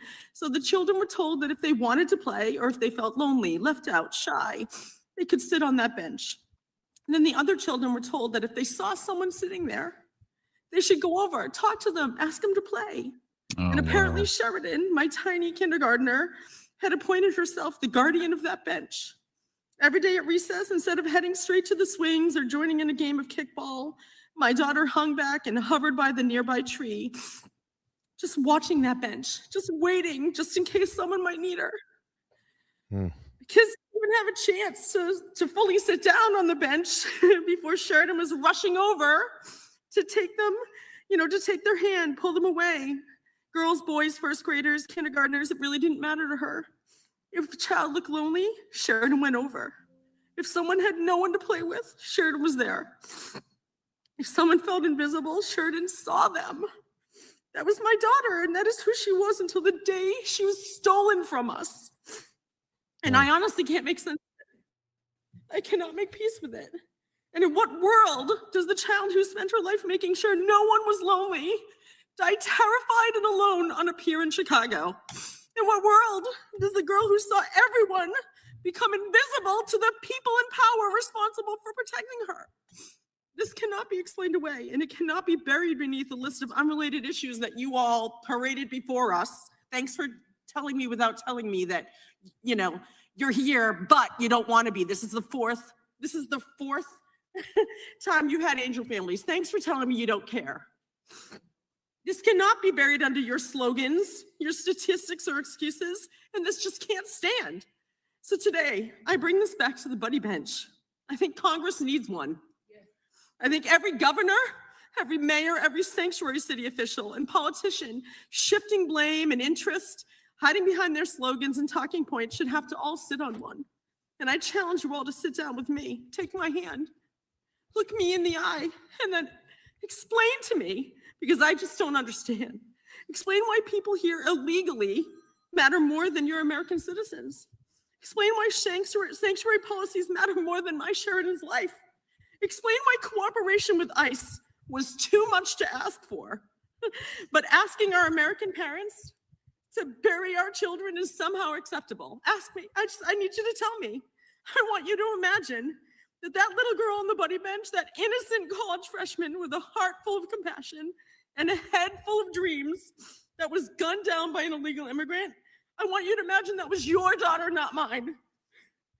What if she was yours? Would you even hesitate for 1 second to act, to make changes?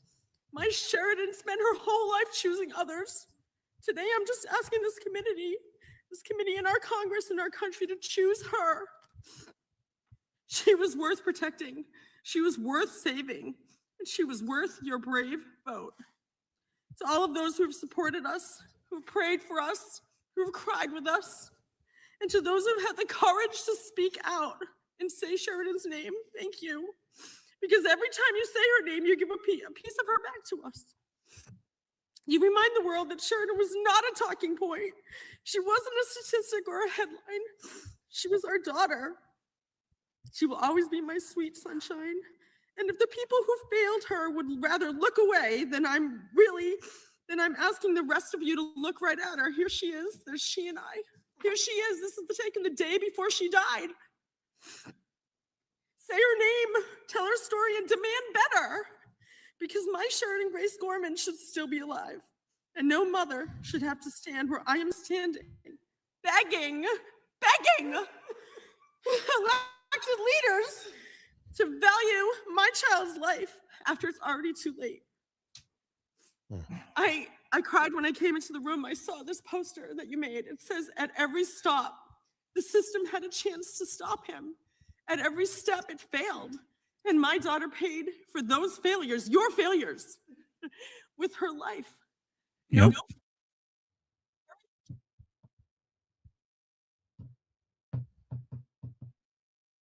Yep. That's about all you can say, really. And they didn't want her to talk.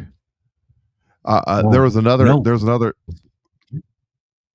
They didn't. They dirtbag politicians. Beautiful. See, they want to. My daughter's beautiful too.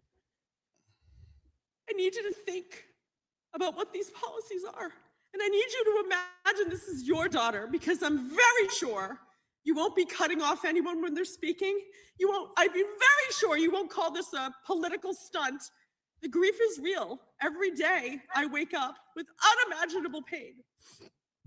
You know what I wake up in the middle of the night and I think, did my daughter cry for me? She made it 40 feet. She made it 40 feet running for her life. Oh, good Lord. She cry out for me.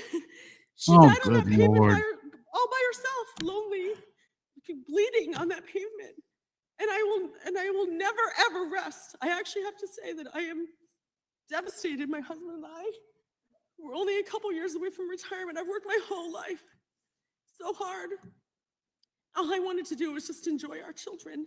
Just wanted to enjoy my Sheridan, my Madeline. And now I'm bitter. I'm bitter because I'm a lover, not a fighter. I'm a lover. I love children. I love pumping people up and making them feel good about themselves. I'm not racist. I'm not xenophobic. We've done everything right, my husband and I. We taught our daughter to be wonderful, beautiful person. Her love was extravagant. And now I'm going to have to spend my last waking moment, I'm going to have to spend fighting against these policies, fighting for people to say her name. So if you have the courage, please come talk to me. Come sit on that bench. I'll buy Congress a bench. Talk to each other. Talk to each other. We shouldn't be screaming across the room. I mean, we also shouldn't say but, because I have to just say, and I understand that you're here for a reason. I don't understand why it's only the Republican side that cares about our American children. And I know that you're a mother. I know that you're a father. I deeply value that. But basically what you just did, what you said was, I'm so sorry for your loss. I have a daughter too. I have a son. I feel your pain. You don't. You don't feel my pain. Because the next words out of your mouth were, but. There's no but. When your child is in a coffin, there's no but. And I need you to understand that. And if you ever want to talk about it, I'm here. I'm going to buy you a bench. I'm going to buy, you can put that on the record. I'm going to buy Congress a bench. And they can come and sit and hold my hand and look me in the eye and explain to me why illegal immigrants are more important than my daughter. I really want to know because I don't understand. Please, I welcome you. I will listen. I will listen. I care. I care. I just need you to explain it to me because I don't, and I fear I will never understand. Thank you. Mike's right. They tried to stop that. This woman right here, as a matter of fact, who we showed earlier. This is the one that tried to prevent that from actually happening. Her testifying there. Stop, Spike. Spike's bumping my arm because he wants under my arm. There she is. Can you see it? Is it up? Yep. Yeah. Yep. There it is. Yeah. That's the idiot. Primala Japalapalapala. Yeah, One who of the cares? dumbest people From in Washington Congress. State, one of the most ridiculous states in the union, told the parents of children murdered by illegal immigrants that Congress has other things to do. Unfortunately, let me do it in how I imagine her voice is. Unfortunately. This hearing is the fourth time in this committee that we've had a hearing on sanctuary cities. The fourth time. There's many other things that we could be doing other than this. Tell you how Paul said. We could be arresting all the politicians in the sanctuary cities. That's what we could be doing. Good point. I'm sick of it, buddy. I'm really, really angry. I'm sick of it. And here in California, we are a sanctuary state here in California, by the way. Not only we take it one step further because we're just that stupid. We have sanctuary cities in a sanctuary state. Yep. San Francisco comes to mind, where there's been many murders from illegals and the media is ignoring it. And I'm sick of it. And that's why I want to watch that movie, Citizen Vigilante. Is it going to prompt me to go out and do that same kind of thing? No. But I want to see it. The movie, like I referenced earlier, Michael Douglas falling down, we can only be pushed so far before we have just had it. I don't advocate violence. I work against it. Angry. I'm really angry. And I don't know what to do about it other than just keep showing up, keep trying to talk about it, keep trying to bring this out when everyone else tries to ignore it. I don't know if it'll have any kind of positive effect, but I do know I have to pray. I have to pray But I pray like David. I pray that these people who are perpetrating these crimes against we, the people, will come to Jesus, that they'll have their come to Jesus moment. Can you imagine the turnaround in this state and in this nation if people like Nancy Pelosi and that wicked demon Scott Wiener and Governor Hairdo suddenly said, "Hey, I'm a Christian now, by the way. Forgot to tell you. I'm following Christ Jesus now, and all this kind of stuff I've been doing in the past. I'm not going to do it anymore." Imagine that impact it would have. So I do pray for that. I pray for their salvation. But then I take it one step further, like David. I take seriously to pray against evil. If it's not your will to save them, Lord, destroy them. Bring them down. We are in the time and the place that God's judgment is going to happen. And yes, pray for their salvation and all that stuff, but understand that there's a point in every man's life, every woman's life, that if you keep ignoring God and you keep spitting in his face with your sins, that he turns you over to yourself. And many of these people have been turned over to themselves in their reprobate minds. They have no conscience because it's been seared out of them. And there is no hope. And these are the ones that will self-deport when God does what he's about to do and exposes all of this. And the reason that they side with the illegal alien immigrant murderers over the beautiful young college freshmen, the reason they side with the black woman under no assault on the bus, on that train, by a bunch of white idiot Fed agents, but not the white girl who had her throat slashed just because he could on another bus somewhere else. The reason that they do that is because they have no soul. It's gone. They've made their decision. And this is the only heaven they're ever going to see. Because hell isn't a place with pitchforks and a guy with a red tail and horns. Hell is eternal separation of God, and you've never experienced that in your life because God is. In God we have our being. In God we have our existence. We exist in God. He is all things. He is Alpha and Omega, the beginning and the end, the everlasting one. He is. That's what he said. When Moses said, "Who do I say you are?" He says, "I am." We exist. God, whether you believe in him or not, he's there. When you go to hell because you die without Christ and you spend eternity separated from God, you'll understand these words coming out of my mouth. I hope it's not too late for you. I hope that you find Christ before then, because it isn't about the pitchfork. It isn't about partying with your friends. It's about eternal separation from the God that is your very breath. And that's going to be really bad. And there are people that are walking around right now, people in our government, people in our Hollywood, people in our finances, people that are your neighbors, people at your church who God has already rejected. But that's not what the Bible says. But Jesus loves everyone. No, that's not what the Bible says. Many are called, but few are chosen, is what the Bible says. The road to hell is wide, but the pathway to heaven is small, and only a few find it, is what the Bible says. And if God rejects you and turns his back on you and removes his spirit from you, what hope do you have? Don't be like that. Don't be like that. Don't be that guy. Yeah. Don't be Pharaoh. I'm just saying. Don't be Pharaoh. Well, that's what happened. 5 times Pharaoh hardened his own heart against what God wanted. Let my people go. The next 5 times, God hardened his heart. And if God hardens your heart, who softens it? When God hardens your heart, you have no hope. It's over. You got nothing. And and these he lost. people,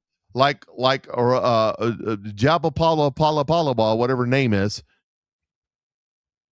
on the border. God says this.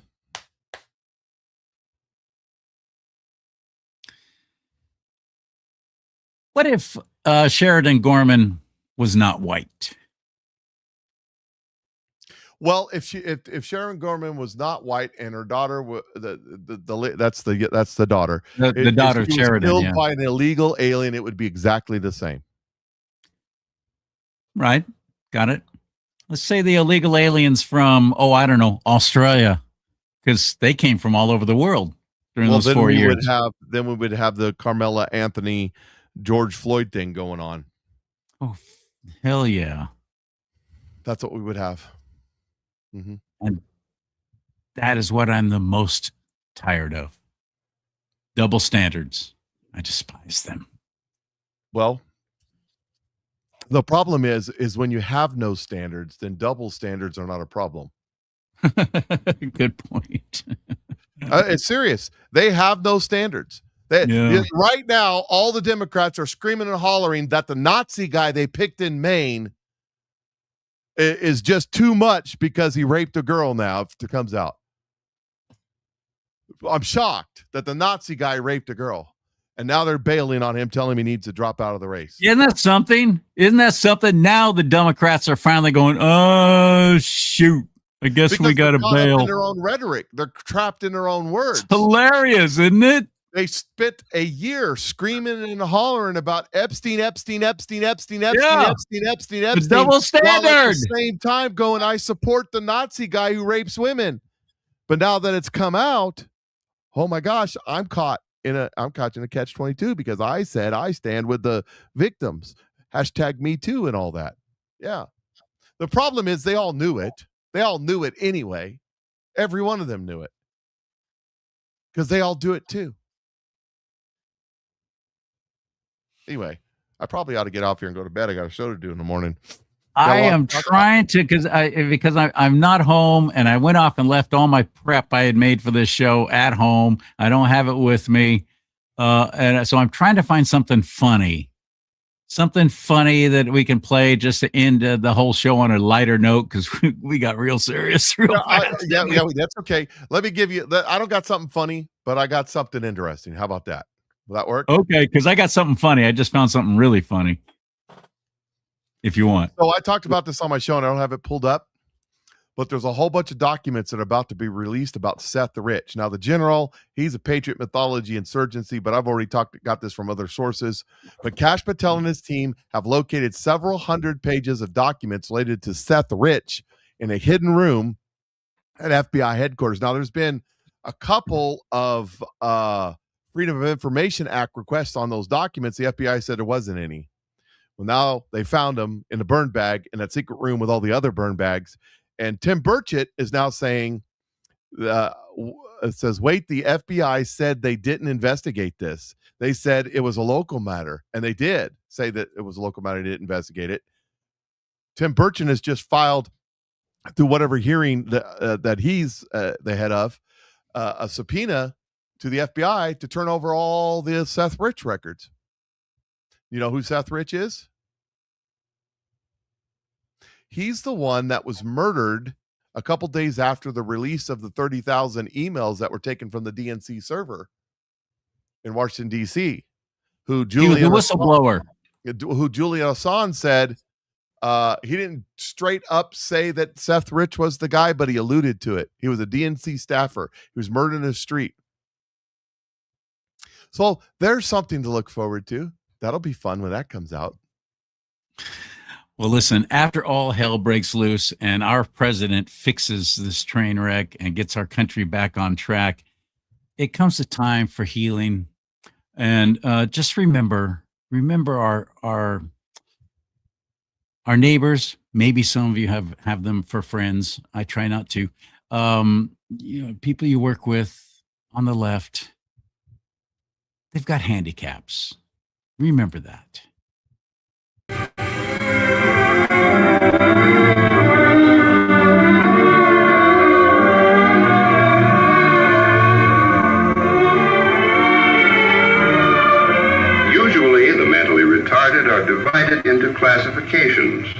educable, the trainable, there's Nadler, and the custodial.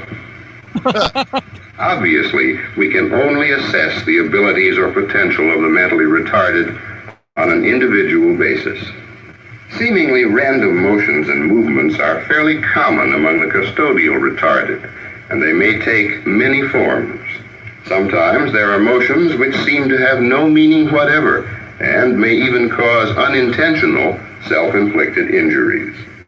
The vast majority of the mentally retarded are intelligent enough that they can be taught a great many things. However, there's a wide range of ability even among those considered educable. And their ability to learn obviously varies according to their level of intelligence. Equally important is a stimulating environment. However, we must remember to set realistic standards that are not too high for the individual. Many of the trainable retarded can learn to take certain kinds of household responsibilities, some of which may be more complex than they are usually given credit for. It would be wrong to expect a mentally retarded person to become a master craftsman. The standards are too high. But even in the skilled trades, for example, the mentally retarded can be trained to become valuable assistants. Who are the mentally retarded? They are people. They come in both sexes and in all sizes, shapes, creeds, and colors. Wherever people live, there also live the mentally retarded.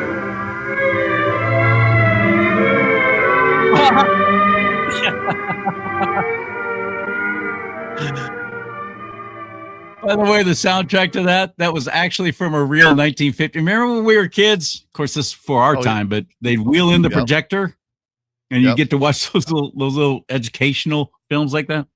That was the real deal. There really was one that came. That's a real soundtrack. Of course, the photos were added later in the video. I thought that was hilarious. I don't know if you thought it was funny or insulting. Oh, that's good. That's good. I got one to go with it, and then we'll end the show. Here's one more. This is a sign put out of a Chinese restaurant. It says, "You have this haircut, you know, eat here." That is the international symbol of Karens. That haircut, isn't it? Yeah, and you gotta read it. You gotta read it in that accent, so it makes sense. Read right? in the accent. All right. Y'all have a great night, because we have just totally kicked this pig all down the street. I don't know. Anyways, we'll see. I'll see y'all tomorrow. Charlie's got his shows. Check out the Patriot Mike Show page on Facebook, where Charlie posts all of his content. Also on his show, Godcast. Yes, you put some other stuff on there too. Galatians chapter 3 tomorrow, and then you got your YouTube channel, which is Charlie Do Not Talk, right? It's Rumble. Charlie, no, it's rumble.com/do not talk. Thank you for the plug. Rumble.com/do not talk. Please click on that QR code with your phone. If you're watching this on your phone, I don't know what to tell you. You can go to nuevalife.com/Charlie Simons, as spelled down below, because my name's Charles Lee, so that's why it's spelled like that.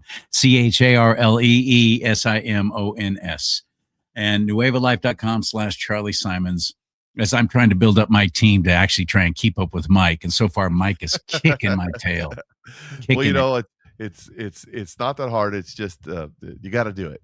That's it. That's all you got to do. You got to do it. You got to introduce it to somebody. That's all you got to do. Yeah, it is. It's all right. So it's for your mind, health, and body, and a naturally derived, American made, and that's very important to me. And it's an American company, been around for about a year now, Nueva Life. And I personally know the owners. So well, you've hung out with them. They bought you some kind of fancy steak dinner, for heaven's sake. Look at you go. Well, it's more than that. I've known them for years, but that's a whole different story. But anyways, we got to go. Talk to y'all later. We're out of here. See ya. May God bless you and keep. Charlie and Mike. Charlie and Mike.